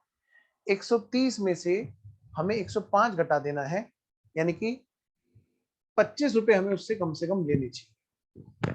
सर ये बात आप मुझे बताओ, क्या बेटे ध्यान से सुनना, ये जो मार्केट प्राइस है ये हमें पता होगा कि नहीं पता होगा बताओ? बिल्कुल पता होगा। ये तो हमें पता है, ये तो हमें पता है, इसकी तो हमें पूरी पूरी जानकारी है। हम कौन सी डेट पर उससे बात कर रहे होंगे कि भाई ले तू हमारे बदले जाके कंपनी से खरीद ले? ऑफर निकलने के बाद, कट ऑफ डेट के बाद? सोचो जरा। नहीं, हम कौन सी डेट पे बात कर रहे होंगे? हम बेटे उससे ना यहाँ पर कहीं, इस जगह पर कहीं उससे नेगोशिएशन कर रहे होंगे, भाई 25 रुपए आप हमें दो, या इतने रुपए आप हमें दो, वगैरह वगैरह। तो बेटे इस डेट पर हमें ये डिसाइड करना है कि कितने रुपए में हम अपना राइट उसको बेचें। और ये किस बेसिस पे डिसाइड होगा? ये इस बेसिस पे डिसाइड होगा कि जो बाद वाला प्राइस है, अगर हमने डिसाइड किया कि वो 105 है, तो हम कहेंगे भैया 25 रुपए दे दो। अगर इसी चीज को हम कुछ और प्राइस मान ले 105 ना मान के हम उसको बोले कि 108 होने वाला है, तो हम पता क्या कर रहे होंगे? हम कहेंगे भाई 130 रुपए का प्राइस है, अच्छा 108 तक जाने वाला है, हम अपनी कैलकुलेशन कर रहे होंगे अपने आप। तो हम उससे बताओ बेटे कितने मांगना चाहते होंगे? ऑफ कोर्स 22 रुपए मांगना चाहेंगे। यानी कि सीधी सी बात है, जो हम सेल ऑफ राइट कर रहे होंगे वो राइट की कट ऑफ डेट से पहले सेल कर रहे होंगे। लेकिन उसका डिसीजन किस बात के ऊपर डिपेंड होगा? मार्केट प्राइस आफ्टर राइट वाली जो सिचुएशन है उसके ऊपर। बेटे मार्केट प्राइस तो किससे डिसाइड होता है बताओ? डिमांड सप्लाई से होता है। सही, एक जो एग्जैक्ट जो करेक्ट मार्केट प्राइस किससे होता है बताओ? जो ट्रू मार्केट प्राइस है वो तो बेटे उसी से होता है। क्या हमें ये पता हो सकता है? बिल्कुल पता हो सकता है, पहले वाला, बाद वाला नहीं। फ्यूचर का कैसे मार्केट प्राइस हम डिसाइड कर सकते हैं? भाई मेरे को आज शेयर खरीदने, तो मैं जाऊंगा शेयर मार्केट का जो स्टॉक मार्केट का जो ऑनलाइन सब चीजें दिख रही होती है, पता चल जाता है कि भाई मार्केट में इतने प्राइस चल रहा है, खरीदना ना खरीदना मेरी अपनी चॉइस है। लेकिन फ्यूचर में कितने का मार्केट प्राइस होगा, क्या ये मैं डिसाइड कर सकता हूँ? एक्चुअल में तो नहीं। हाँ, थियोरेटिकली मैं डिसाइड कर सकता हूँ, एक एस्टिमेटेड प्राइस में डिसाइड कर सकता हूँ थियोरेटिकली। और हम अपना काम, कोई भी काम करते हैं तो एक एस्टिमेशन बेसिस पर हम करते हैं। फ्यूचर के लिए हम जब भी बात करते हैं क्या करते हैं बताओ? एक एस्टिमेट ही तो लगा सकते हैं ना। इसीलिए बेटे ये जो 105 रुपए, ये जो 108 रुपए डिसाइड करना हुआ, इसको एक नाम दिया गया, इसको बोला गया क्या? थियोरिटिकल। बोलो बेटे क्या? Theoretical market price. थ्योरी वाली book value, theoretical market price, ये बोला गया। थियोरिटिकल मार्केट वैल्यू निकाली गई क्योंकि ये सिर्फ एक थियोरिटिकल बेस है, एक कॉन्सेप्ट के ऊपर बेस्ड है कि हाँ भाई मार्केट प्राइस जो है इस तरह से हमने निकाल ली। और ये कैसे निकलती है जी? बेटे अगर आज सोच के देखें जरा, अगर अगर हमें मार्केट वैल्यू निकालनी हो कंपनी की बैलेंस शीट से, तो हम क्या सोच के कैसे निकालते होंगे? बेटे इसके लिए एक अलग से एक चैप्टर है कायदे से, वैल्यूएशन ऑफ शेयर्स एफएम में अलग होता है। और अगली बात सुनो, ये जो अमालगमेशन में ये चीज सिखाई जाती है, अमालगमेशन ऑफ कंपनी का अलग से चैप्टर है, जहां पर एक कंपनी दूसरी कंपनी को खरीद रही होती है, तो उसकी मार्केट वैल्यू बैठ के डिसाइड कर रहे होते हैं पर शेयर की, और उसी के बेस पे वो नेगोशिएट कर रहे होते हैं। तो वहां का छोटा सा कॉन्सेप्ट यहाँ पर आपको मैं समझा रहा हूँ, छोटा सा। अगर हमें किसी कंपनी की बुक वैल्यू निकालनी है, मार्केट वैल्यू निकालनी है थियोरटिकल बेस पर, तो हम पता क्या करते हैं? हम कहते हैं अगर सारी एसेट्स बिक जाए आज, सारी एसेट्स अगर आज बिक जाए, तो बिकेंगे तो बेटे मार्केट में ही ना। तो मार्केट प्राइस तो पता होगा ना, अंदाजा तो होगा ना। जैसे बिल्डिंग है, कितने रुपए की बिक सकती है, कितने रुपए की, है ना। डेटर्स है, कितने रुपए मिल सकते हैं उनसे। इन्वेस्टमेंट है, कितने रुपए मिल सकते हैं। लायबिलिटी को कितना पे करना पड़ेगा, छोटे वाले share holder, preference share holder को पेमेंट कर दे, तो बाकी जो बचा वो सारा सारा इक्विटी के हाथ लगेगा। उसको अगर मैं नंबर ऑफ शेयर से डिवाइड कर दूं, तो मेरे हाथ लग जाएगी ना। मार्केट में सारी चीजें बेच बूझ के अगर निकलना हो आज, तो एक इक्विटी शेयर को कितने रुपए उसके हाथ में मिल रहे होंगे एक इक्विटी शेयर के बदले। दैट इज कॉल्ड क्या? बुक वैल्यू या market value after right issue. हम लोग जो निकालते हैं वो इस तरह से निकालते हैं, ठीक है। लेकिन अब बात आती है थियोरटिकल वैल्यू ऑफ राइट की। किसकी? Theoretical value of right. यानी कि ये जो राइट है, देखो एक तो है ये बुक वैल्यू, थ्योरी वाली बुक वैल्यू, ये किसकी है बेटे, शेयर की। लेकिन हमें निकालनी है, वो क्या निकालनी है बोलो, थ्योरेटिकल वैल्यू ऑफ राइट। और वो कैसे आती है बेटे, वैल्यू ऑफ राइट, ये जो है ये थ्योरेटिकल वैल्यू है, ये वाली कैसे आती है, जो हमारी कम राइट प्राइस है, जो एक्चुअल में मार्केट का प्राइस है, उसमें से हम घटा देंगे ये वाला एक्स राइट प्राइस। तो यानी कि अगर हमें एक्स राइट प्राइस पता चल जाए तो हमारी बात बन जाए जी, बिल्कुल जी। तो अब तो हमें बस एक चीज निकालनी सीखनी है कि भाई एक्स राइट प्राइस कैसे निकाला जाता है, शेयर्स का एक्स राइट प्राइस कैसे निकाला जाता है। आइए जी, तो नेक्स्ट पेज पर फटाफट से हेडिंग डालिए, क्या, x right value of shares कैसे निकाली जाएगी जी, इज इक्वल टू, अब मैं एक फॉर्मूला लिख रहा हूं फिर उसको एग्जांपल वाइज, ठीक है भाई, पहले लिख लो एग्जिस्टिंग, जो नंबर ऑफ शेयर्स हैं, हाँ जी, उनकी क्या वैल्यू थी, मल्टीप्लाई कर देंगे कम राइट वैल्यू, मार्केट प्राइस पता है ना मैं पहले वाला, हाँ जी। अगर मैं इसको डिवाइड कर दूं किससे, एग्जिस्टिंग वाले नंबर ऑफ शेयर से, तो क्या निकल जाएगी, हाँ ये क्या बात हुई, आप ऊपर एग्जिस्टिंग नंबर ऑफ शेयर से मल्टीप्लाई कर रहे हो और नीचे डिवाइड करोगे तो भाई फिर तो यही बच जाएगा सर, बिल्कुल सही बात है ना। आइए जरा बात थोड़ा सा यहाँ से आगे बढ़ाते हैं, क्या, अगर मान लिया मैं ये कहूं कि देखो ये तो पुराने वाले शेयर होल्डर्स की वर्थ है, शेयर होल्डर्स की वर्थ कैसे देखते हैं, उनके शेयर की मार्केट वैल्यू क्या है, मल्टीप्लाई करके देख लो, ये क्या है, ये इतना पोर्शन जो है ये पुराने वाले शेयर होल्डर की मार्केट में वर्थ है, एक शेयर इतने का है मार्केट में, मल्टीप्लाई कर दो नंबर ऑफ शेयर से, तो उस पुराने वाले कंपनी के सारे शेयर होल्डर्स की वर्थ आ जाएगी इकट्ठी, सारे शेयर्स की। अगर मैं ये कह रहा हूं अब कुछ नए शेयर होल्डर इसमें आके जुड़ने वाले हैं, और नए वालों से कितना पैसा आएगा जी, जरा ऐड करते हैं, प्लस न्यू इक्विटी शेयर्स, जो अभी नए इक्विटी शेयर्स इश्यू कर रहे हैं हम लोग, बीइंग ए राइट इशू, हाँ जी, उनसे कितने रुपए ले रहे हैं हम लोग, company company being a company, exercise price क्या है उनका, एक्सरसाइज प्राइस कंपनी उनसे कितने पैसे ले रही है, एक्सरसाइज प्राइस पर शेयर। तो मैं ये कह सकता हूं कि ये रुपया और आकर के पुराने वालों के साथ में जुड़ जाएगा, है ना, और पुराने वाले शेयर्स जो हैं, पुराने वाले जो शेयर्स हैं, एग्जिस्टिंग नंबर ऑफ शेयर्स, उसमें जुड़ जाएंगे, क्या जुड़ जाएंगे जी, नए वाले, नए वाले नंबर ऑफ, नए वाले नंबर ऑफ इक्विटी शेयर्स भी आकर के जुड़ जाएंगे, पुराने वाली वर्थ में नए वाले वर्थ अगर हम लोग जोड़ दें और दोनों वर्थ को कंबाइन कर दें तो पता है क्या निकल जाएगा हमारा, क्या निकल जाएगा, आफ्टर राइट, हमारे मतलब आफ्टर राइट मतलब एक्स राइट, हमारी जो वैल्यू आएगी पर शेयर की वो हमारे सामने होगी, वो हमारे सामने होगी। एग्जिस्टिंग वर्थ में अगर हम लोग नई वर्थ जोड़ दें जो अभी अभी रिसीव कर रहे हैं और डिवाइड कर दें दोनों नंबर ऑफ शेयर से, ऑन एन एवरेज शेयर अब हमारा कितने का पड़ेगा, ठीक है, मार्केट में कितने का ऑन एन एवरेज हमारी वैल्यू आ गई इनकी शेयर्स की, सोच के देखो जरा। आइए जरा तो एक एग्जांपल करते हैं, उसके जरिए बात समझते हैं, मैं उम्मीद कर रहा हूं कि आपने नोट कर लिया होगा। आइए जी, आइए चलिए नेक्स्ट एक एग्जांपल लिखते हैं, छोटा सा एग्जांपल, एग्जांपल नंबर 4, है ना, 3 एग्जांपल तो हमारे हो चुके हैं राइट शेयर्स में, अब ये हमारा एग्जांपल नंबर 4, लिखिए बेटे, क्या सर, ए लिमिटेड, ये एक कंपनी है, ठीक है, या ए लिमिटेड छोड़ो, इन्वेस्टर पॉइंट ऑफ व्यू से है ना ये। हाँ, mister A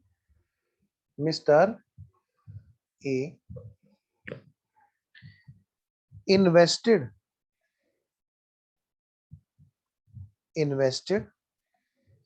in 100 shares of, इसने 100 शेयर्स खरीद रखे थे ऑफ, किसी कंपनी का नाम ले लेते हैं, एग्जांपल लेते हैं टाटा लिमिटेड। मान लिया टाटा लिमिटेड के शेयर्स खरीद रखे हैं, कितने इसने, 100 शेयर्स खरीद रखे हैं। ठीक है जी, आइए जी लिखिए, before right issue, before right issue, before right issue, जो वहां पर प्राइस था, market price, market price per share was, कितना था जी, कितना था, is equal to 25 rupees per share. बेटे ये मार्केट प्राइस था राइट इशू निकालने से पहले, मतलब मैं कह सकता हूं ये कम राइट प्राइस था। बिल्कुल सही बात है जी, वहां पर कंपनी की बैलेंस शीट में तो बहुत सारे शेयर कैपिटल होगी, बहुत सारे शेयर्स होंगे, उसमें से 100 शेयर्स मिस्टर ए ने खरीद रखे थे। बेटे ध्यान रखना, value of right investor point of view से निकाली जाती है, ना कि कंपनी पॉइंट ऑफ व्यू से। हाँ, डाटा भले कंपनी का यूज होता है। आइए जरा, तो सोच के देखो जरा, यहां पर क्या sir, company announced bonus issue at the rate of 1:10, at the rate of 1:10, at the rate of 1:10, market price, sorry market price नहीं, ठीक है, एक्सरसाइज प्राइस जिस पर कंपनी राइट, मैंने बोनस लिख दिया गलती से, यहाँ पे राइट है बेटा,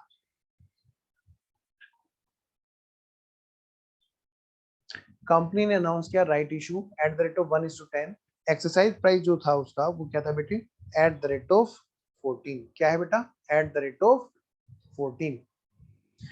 यहाँ पे हमें निकालना क्या है जी, find out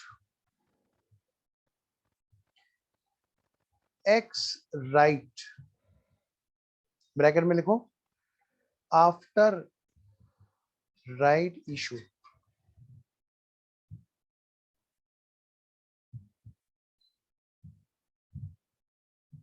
market price of shares, share. बेटे एक बार फॉर्मूला लगा के आप निकालो, मैं एक बार पहले आपको मौका देता हूं, फिर मैं कराता हूं। एक बार पहले आप ट्राई करो, फिर मैं करा।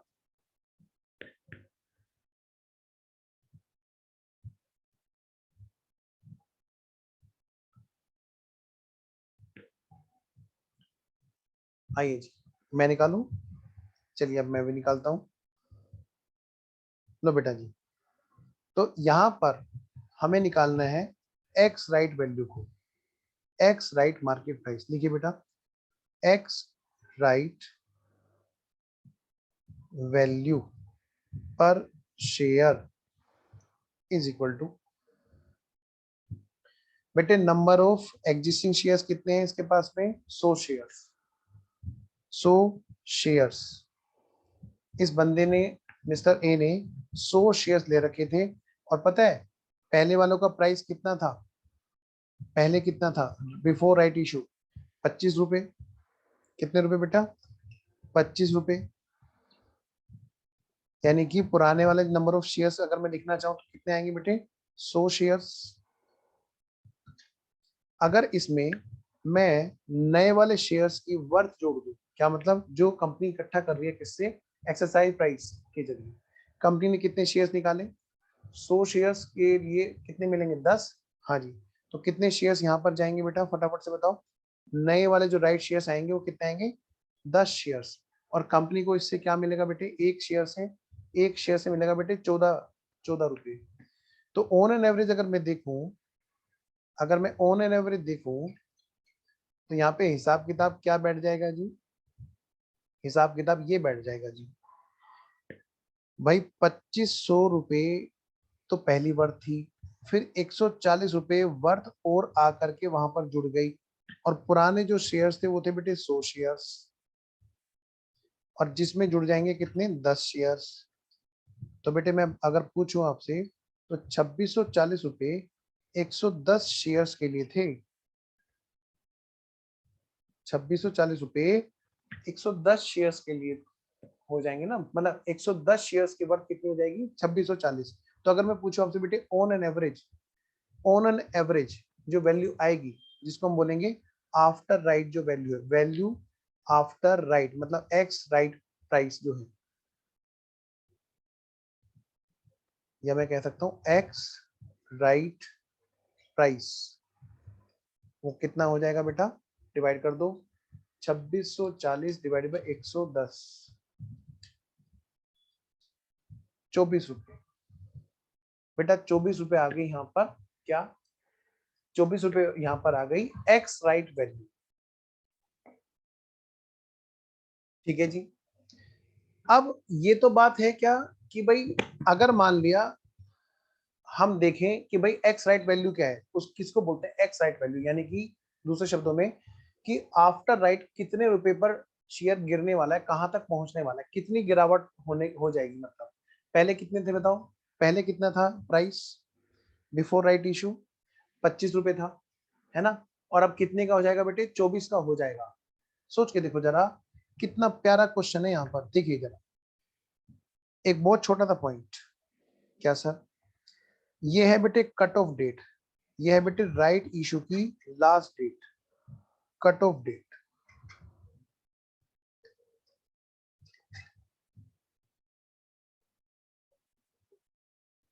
जरा ध्यान देना, इससे पहले मार्केट प्राइस कितने का था 25 का, और इसके बाद में मार्केट प्राइस कितने का होने वाला है, भाई हम तो जो कैलकुलेट करेंगे उसी के बेस पे लेके चलेंगे ना कि भाई 24 रुपए का होने वाला है। बेटे एक बात बताओ, बहुत सीधी सी बात है, अगर ये शेयर नहीं भी खरीदेगा, नहीं भी खरीदेगा मिस्टर ए, तो भी 1 रुपए का नुकसान, पुराने वाले शेयर्स जो उसके पास कितने हैं, ओल्ड जो नंबर ऑफ शेयर्स उसके पास में है,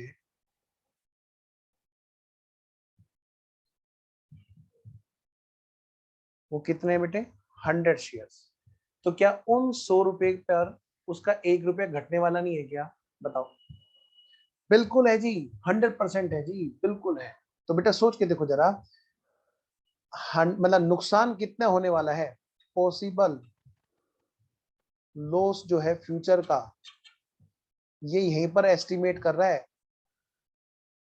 कितने का उसको दिख रहा है पॉसिबल लॉस इन फ्यूचर।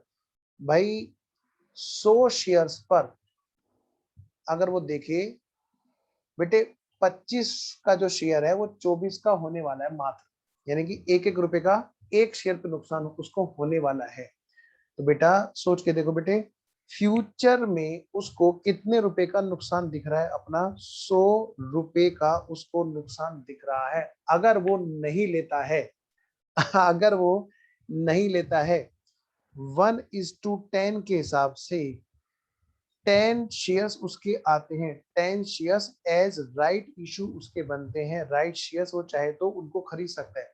अगर वो नहीं लेता है तब भी उसका नुकसान है कि नहीं है, बिल्कुल है। अगर वो ले ले 10 शेयर सस्ते तो शायद उसका एवरेज बैठ जाए, लेकिन हमारा क्वेश्चन ये है वैल्यू ऑफ राइट किसको कहते हैं, किस तरह से डिसाइड करें कि भाई वो कितने रुपए सामने वाले को अपना राइट बेचने के ले ले जिससे उसका नुकसान ना हो। बेटे उसको कितने रुपए रिकवर करने हैं बताओ, ये जो नुकसान उसको रिकवर करना है वो कितना रुपए रिकवर करना है, 100 रुपए का जो नुकसान उसको दिख रहा है वो रिकवर करेगा। बताओ सामने वाले को कितने राइट शेयर्स खरीदने का राइट देगा, वो 10 शेयर खरीदने का राइट, है ना। तो बेटे बताओ जरा, पर राइट पर शेयर का जो राइट वो बेचे सेल करे, वो कितने रुपए का सेल करे कि उसको नुकसान रिकवर हो जाए, क्योंकि उसका इन्वेस्टमेंट की वैल्यू तो गिरने वाली है। बेटे 100 रुपए की रिकवरी वो 10 राइट बेचने से करेगा, यानी कि पर राइट पर उसको 10 रुपए चाहिए ही चाहिए। जिसको हम 20 रुपए की, जैसे मैं एग्जांपल दे रहे थे ना कि 20 रुपए चाहिए, वो कैसे डिसाइड होता है आज यहाँ पे सीखिए। वैल्यू ऑफ राइट का मतलब क्या है, जितना हमारा एग्जिस्टिंग इन्वेस्टमेंट पे नुकसान होने वाला है उसकी रिकवरी करने के पर्पज से हम अपना राइट किसी को बेच दें। क्योंकि अगर हम नहीं भी खरीदेंगे, अगर हम नहीं भी खरीदेंगे तो भी हमारे एग्जिस्टिंग वाले शेयर्स की वैल्यू तो फिर गिरने ही वाली है। तो उन पर जो गिरावट होने वाली है, इससे अच्छा क्या है, हम अपने राइट को रिजेक्ट करने से अच्छा क्या है, किसी को सेल कर दें। नाउ क्वेश्चन इज कितने रुपए में, वो ये यहाँ पर सिखाया जा रहा है। तो इसी को बोलते हैं बेटे, ध्यान से समझना, वैल्यू ऑफ राइट। ये अपने शेयर को कितने में बेचना चाहिए। ठीक है, आइए जरा एक दो क्वेश्चन और करते हैं और शुरू हो जाते हैं जी। छोटा सा टॉपिक भले ही हो लेकिन इसमें कॉन्सेप्ट बहुत गहरा है। आइए आगे बढ़ते हैं। तो हमने किया था एग्जांपल नंबर 4, अब हम करेंगे बेटे एग्जांपल नंबर 5। देखिए बेटे, एग्जांपल नंबर 5, एग्जांपल नंबर 5 हमारे यहाँ पे है ना क्वेश्चन अपनी बुक में, वहीं से करते हैं। एग्जांपल क्या, सीधा क्वेश्चन उठाते हैं।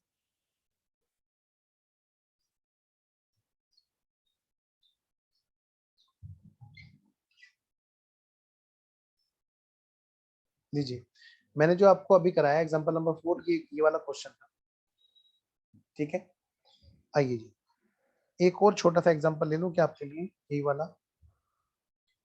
चलिए फिर मैं यही वाला एग्जांपल लेता हूँ। आइए जी, लेकिन मैं एग्जांपल नंबर अपने डालूंगा, एग्जाम जो क्लास वाला एग्जांपल, एग्जांपल नंबर 5। देखिए बेटा यहाँ पर फटाफट से,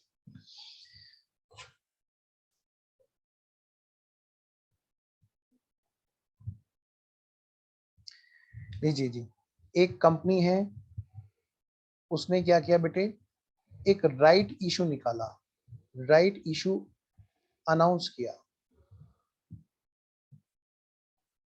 वो रेशियो उसमें क्या है बेटे, 1:4, यानी कि जिनके पास में 4 इक्विटी शेयर्स हैं उनको एक शेयर दिया जाएगा, सस्ते में जी, सस्ते में।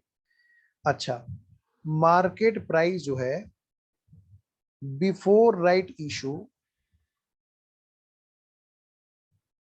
वो कितने की है बेटा, 150 रुपए पर शेयर का मार्केट का प्राइस है बिफोर राइट इशू। नेक्स्ट, अब अगला जो पॉइंट है वो क्या है जी, अगर बेटे एक्सरसाइज जो प्राइस है, एक्सरसाइज प्राइस क्वेश्चन ने हमें बता दिया, वो बता दिया 125 रुपए, और ये भी बता दिया कि फेस वैल्यू आपके बार 10 मत मानना, 100 रुपए मान लो। देखो मार्केट में 150 रुपए का है और वो कंपनी कितने पर ऑफर कर रही है? ये कर रही है कंपनी कितने पर ऑफर कर रही है, बोलो बेटे, 125 रुपए पे।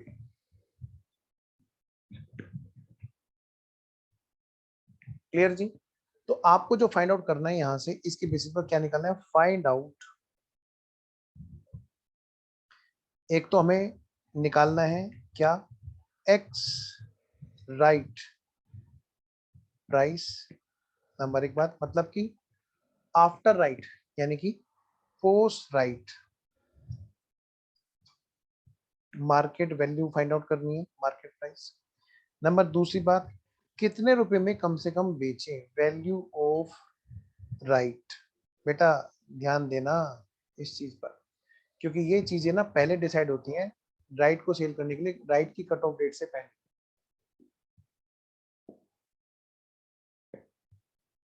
तो मैं वेट कर रहा हूँ, पहले आप लोग करोगे फिर मैं करूंगा। हाँ हाँ, कभी तुम सोच रहे हो कि अरे सर रुके हुए क्यों हैं? मैं आपके लिए रुका हुआ हूँ। तब तक मैं जरा आराम करता हूँ, जल्दी से कीजिए फटाफट से।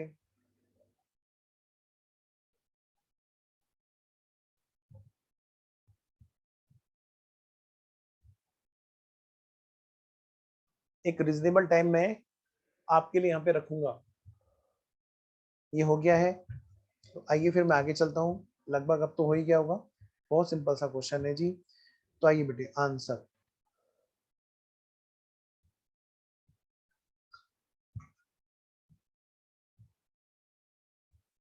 नंबर एक, सबसे पहले हम निकालेंगे एक्स राइट प्राइस,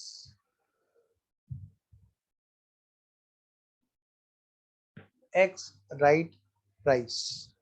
क्या बेटे, 4 शेयर अगर हैं एग्जिस्टिंग और किसी बंदे के पास में एक शेयर मतलब एक राइट मिल गया, 4 शेयर अगर हैं उसके पास में, किसी पर्सन के पास में, तो उसी को राइट मिलेगा। और वो पहले से उसके पास में कितने रुपए की वर्थ रही होगी, 150 रुपए के हिसाब से। मतलब अगर किसी के पास में ऑलरेडी 4 शेयर्स हैं तो ही जा करके उसको एक शेयर खरीदने का मौका दिया जाएगा। बेटे कितने रुपए में, 125 रुपए में।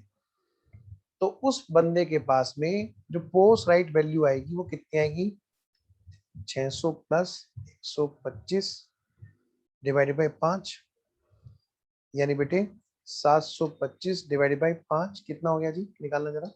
725 डिवाइडेड बाई 5 कितना हो गया बेटे, 145 रुपए पर शेयर। ये आ गया हमारा post right price, post right price, post right value. तो ये जो 145 रुपए ये क्या है बेटे, ये है आफ्टर राइट जो मार्केट का प्राइस है, जो शेयर का आफ्टर राइट प्राइस है। अभी बताओ उसको ये पता चल गया कि भाई 145 रुपए तक गिरेगा, तो बताओ बेटे ये फ्यूचर का उसने एक एस्टिमेट लगाया, तो बताओ उसको कितने रुपए लेने चाहिए। Number second point, theoretical value of right.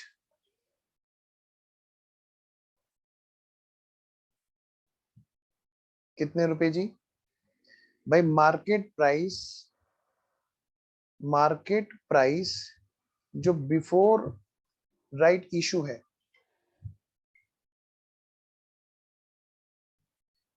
उसमें से घटा दो जितने का मार्केट प्राइस गिर करके बचने वाला है, market price after right issue.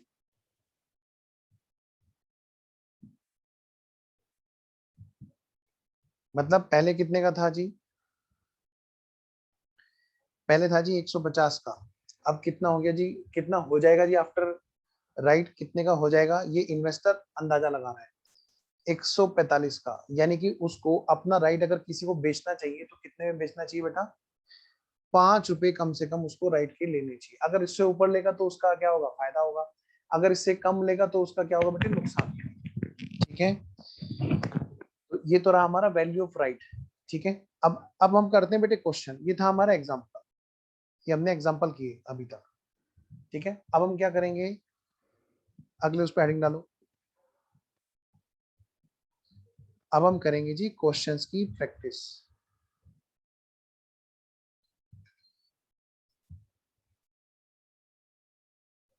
Questions की प्रैक्टिस।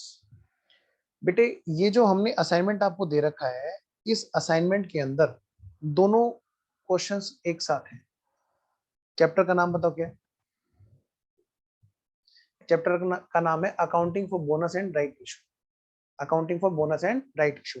और इसमें हमने कौन कौन से क्वेश्चन कर लिए थे जी, आइए मैं आपको दिखाता हूँ शुरू से, क्योंकि अब तो बेटे देखो दोनों दोनों मिक्स हैं, तो हमें ना क्वेश्चंस की बात करनी है। हमने जो क्वेश्चंस किए थे वो कौन कौन से क्वेश्चन है जी, जो कर लिए थे हमने। क्वेश्चन नंबर 1 कर लिया था हमने, फिर हमने क्वेश्चन नंबर 2 किया, क्वेश्चन नंबर 3, क्वेश्चन नंबर 2 में ही हमने कुछ और चीजें भी की। क्वेश्चन नंबर 3 के बाद में 4, क्वेश्चन नंबर 4 के बाद में फिर हमने किया बेटे question number 5, question number 6, question number 6 के बाद में क्वेश्चन नंबर 7, फिर है बेटे हमारा क्वेश्चन नंबर 8। अब हम करेंगे 8। अभी तक हमने जो बात की वो की थी क्वेश्चन नंबर 7 तक। यहाँ पर हमने राइट भी देख लिया, उसके एग्जांपल्स भी देख लिए। अब हम क्या करेंगे बेटे, अब हम क्वेश्चन पर वापस आते हैं। ये देखिए हमने ये क्वेश्चंस कर रहे थे इलस्ट्रेशन। ये रहा जी प्रॉब्लम नंबर 1, प्रॉब्लम नंबर 2, 3, 4, 5, 6, 7, यहाँ तक हमने कर लिया था जी। अब हम चल रहे हैं बेटे प्रॉब्लम नंबर 8 को। मैं रोक रहा हूँ 2 मिनट के लिए, क्योंकि 8 में ना सिर्फ और सिर्फ एक ही चीज है, बोनस। ठीक है ना, अभी मैंने आपको राइट के बारे में समझाया, तो मैं चाहता हूँ पहले आपको मैं राइट का क्वेश्चंस कराओ, ठीक है। तो प्रॉब्लम नंबर 8 अभी हम रुक के करेंगे, अभी हम करते हैं पहले, जिससे हमारा राइट इशू रिवाइज हो जाए, राइट इशू की प्रैक्टिस है ना, और फिर बाद में हम राइट इशू के साथ में बोनस को भी दोबारा से आड़े हाथों लेंगे। आइए जी, पढ़िए बेटे क्वेश्चन नंबर 9, जल्दी से पढ़ो जी, क्वेश्चन नंबर 9 को पढ़ो जी। एक कंपनी हैविंग 70,000 शेयर्स, एक कंपनी है जिसके पास में 70,000 शेयर्स है, कितने वाले? 10-10 वाले। लो जी, लिख लो जी इसको, आंसर नंबर 9। अभी 8 बाकी है। तो बेटे एक कंपनी है, उसके पास में एग्जिस्टिंग जो नंबर ऑफ शेयर्स हैं वो कितने हैं जी? 70,000। बेटा फेस वैल्यू कितने की है शेयर्स की? 10 रुपए की। नेक्स्ट, अब जो यहाँ पे क्वेश्चन कह रहा है वो क्या कह रहा है? 10-10 वाले उन्होंने, इनकी इशूड कैपिटल है पहले से। अच्छा जी, फिर और उसका मार्केट प्राइस जो है वो कितने का है? क्वेश्चन ने बताया मार्केट प्राइस जो था वो 21 रुपए था। Market price before right issue वो कितने का था जी? क्वेश्चन ने मैं बताया market price before right issue था 21 रुपए का, 21। इन्होंने राइट इशू निकाला, राइट इशू बेटे कितने का निकाला? कितना रेशो है इनका? 1:10, 1:10। और पता है बेटे इसका एक्सरसाइज प्राइस जो है, एक्सरसाइज प्राइस, एक्सरसाइज प्राइस वो कितने का है? ₹10 पर शेयर। 10 रुपए पर शेयर का इनका क्या है बेटा? एक्सरसाइज प्राइस है। नेक्स्ट, क्वेश्चन क्या कहता है कि भाई पास कीजिए जनरल एंट्री किस बात के लिए? इशू ऑफ राइट शेयर्स के लिए, ठीक है बेटे। राइट शेयर के इशू करने की एंट्री पूछिए आपसे क्वेश्चन में। इसमें ये नहीं कहा कि उन्होंने राइट बेचा, इसमें ये नहीं कहा उन्होंने राइट रिजेक्ट किया, इसमें ये भी नहीं कहा कि उन्होंने राइट यूज किया। अगर आप देखोगे तो यहाँ पर सेंस वही आ रही है, तभी तो वो एंट्री करवा रहे हैं भाई। राइट इशू की एंट्री पूछ रहे हैं, यानी कि राइट उन्होंने जैसे इशू किया तो सामने वाले ने, शेयर होल्डर ने, एग्जिस्टिंग शेयर होल्डर ने उस राइट का यूज किया, एक्सरसाइज किया। आइए बेटे, इसी बात की जनरल एंट्री वो हमसे कराना चाहता है। बताओ बेटे, अगर मैंने आपको ये बात नहीं बताई होती तो क्या आप कंपनी की बुक्स में एंट्री करना शुरू करोगे? कभी भी नहीं। हमेशा यही सोचते हैं हम लोग, जो लोग भी हम प्रैक्टिस करते हैं राइट इशू के रेस्पेक्ट में, कि भाई वैल्यू ऑफ राइट मेन चीज है, यहाँ पर है, मेन चीज है। लेकिन ये भी तो सोचो ना, हम लोग कॉर्पोरेट अकाउंटिंग पढ़ रहे हैं और हमें in the books of company सबसे पहले आना चाहिए। कॉर्पोरेट अकाउंटिंग मतलब कंपनी अकाउंट्स। बेटे कंपनी अपनी बुक्स में क्या अकाउंटिंग करेगी, ये हमारी सबसे पहले ड्यूटी है। वैल्यू ऑफ राइट हमेशा इन्वेस्टर पॉइंट ऑफ व्यू से होता है। एनीवेज, आइए बेटा फटाफट से शुरू हो जाइए। एंट्री क्या होगी भाई? कंपनी के पास में पैसा आया, पहली बात नंबर ऑफ शेयर्स बताइए, नंबर ऑफ राइट शेयर्स जो है वो कितने आए? बेटे 70,000 शेयर्स हैं, हाँ जी, मल्टीप्लाइड बाई 1/10, हाँ जी, कितना हो गया बेटे? 7,000 शेयर्स हो गए। सबसे पहली बात, सबसे इंपॉर्टेंट बात, 7,000 शेयर्स है। अब इन्हीं को इशू किया और पैसे भी आ गए, ठीक है जी। एंट्री क्या हुई? बैंक अकाउंट डेबिट, हाँ जी। कितने शेयर्स इशू किए? 7,000। कितने पैसे मांगे उनसे राइट शेयर्स वालों से? बेटे उनसे 80 रुपए लिए गए, नहीं सॉरी 10 रुपए लिए गए। 10 रुपए ही है ना इनका एक्साइज प्राइस, हाँ 10 रुपए। और मार्केट में प्राइस कितना था? 21 रुपए। मैंने यहाँ पे क्या लिख रखा? 21 रुपए, ठीक है बेटे। कितने रुपए लिए गए उनसे? 10 रुपए लिए गए। और शेयर कैपिटल कितने की हुई? To equity share capital account भाई, 7,000 शेयर और 10 रुपए की कैपिटल, यानी बेटे 70,000। 70,000 की कैपिटल के कितने रुपए मिले? 70,000 रुपए मिले। ये एंट्री होगी जी, being equity shares issued for as a right. आइए जी अगले क्वेश्चन पे चलते हैं। कितना आसान सा क्वेश्चन है। मजा तो तब आता जब ये क्वेश्चन ये पूछता है कि बताओ भाई वैल्यू ऑफ राइट कितनी है, या फिर भाई बताओ भाई इसमें ऐसे ऐसे एक्स राइट प्राइस कितना है। चलिए जी, उसने नहीं पूछा, हमने भी नहीं किया, या कर लें क्या? आओ जी चलो कर लेते हैं। अगर इसी क्वेश्चन में पूछता कि बताओ भाई एक्स राइट वैल्यू कितनी है, तो क्या हम बता पाते? क्या होता अगर क्वेश्चन ने पूछ लिया होता एक्स राइट वैल्यू निकालो?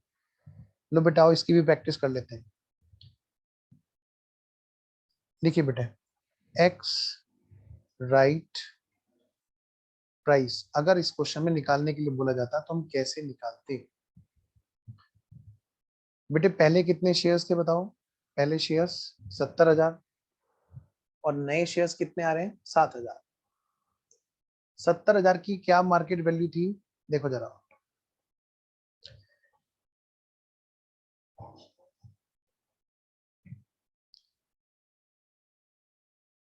पहले शेयर्स कितने थे बेटे? 70,000 और उनकी मार्केट प्राइस क्या थी बेटे? 21 रुपए। 70,000 शेयर्स पुराने वाले प्लस जो नए शेयर हुए हैं वो कितने के हैं बेटा? 70,000 इंटू हमने किया था ना, कितना 1/10 यानी 7,000। और कितने का है उनका एक्सरसाइज प्राइस बताओ बेटा? एक्सरसाइज प्राइस अभी जो हमने पढ़ा वो भी 10 रुपए का है। तो नए शेयर्स के साथ में पुराने शेयर जोड़ देंगे, नई वर्थ को पुरानी वर्थ के साथ में जोड़ देंगे। लो जी, 70,000 इंटू 21 कितना हुआ बेटा? 14,70,000 रुपए प्लस 70,000 रुपए। अगली बात, 77,000 रुपए यहाँ पर total, 77,000 total number of shares. तो 14,70,000 प्लस 70,000 करना बेटा जरा एक बार। भले ही क्वेश्चन ने नहीं पूछा तो क्या हुआ, अगर क्वेश्चन पूछ लेता तो क्या हम नहीं निकालते? बिल्कुल निकालते जी। बेटा 20 रुपए यहाँ पर क्या आ जाता? एक्स राइट प्राइस आ जाता। भले ही इस क्वेश्चन ने नहीं पूछा, हम लोग प्रैक्टिस कर लेते हैं ना, क्या दिक्कत है? अगर मैं आपसे पूछूं बताओ बेटे वैल्यू ऑफ राइट बताओ, तो क्या आप बता सकते थे? नंबर थर्ड पॉइंट इसी क्वेश्चन में अगर हम देखें, बताओ भाई वैल्यू ऑफ राइट बताओ।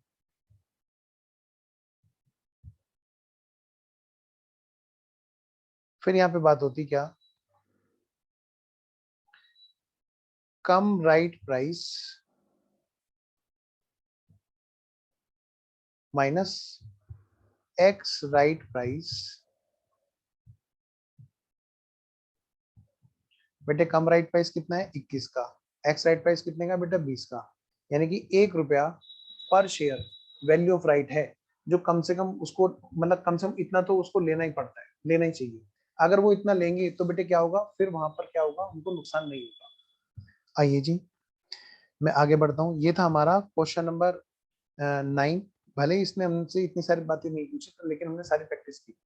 नेक्स्ट क्वेश्चन पे आइए बेटा। नेक्स्ट क्वेश्चन हमारा क्या?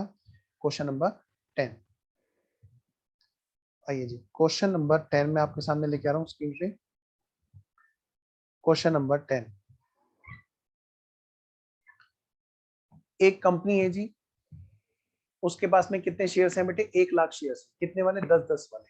आइए जी लिखिए फटाफट से answer number 10। Existing equity shares वो कितने हैं जी?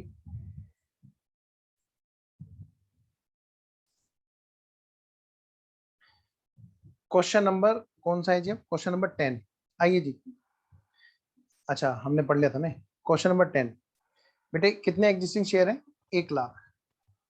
सबसे पहली बात, 1 लाख नंबर ऑफ शेयर्स हैं एग्जिस्टिंग।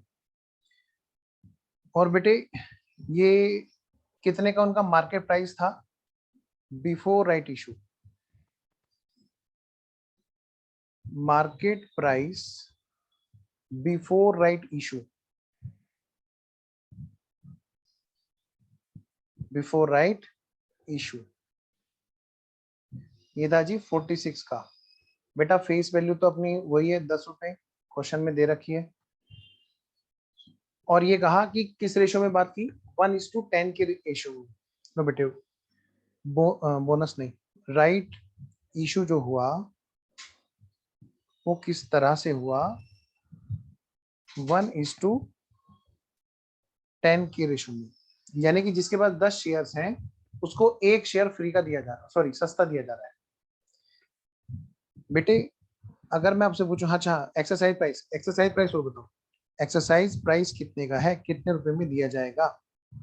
क्वेश्चन ने बताया हमें कि 31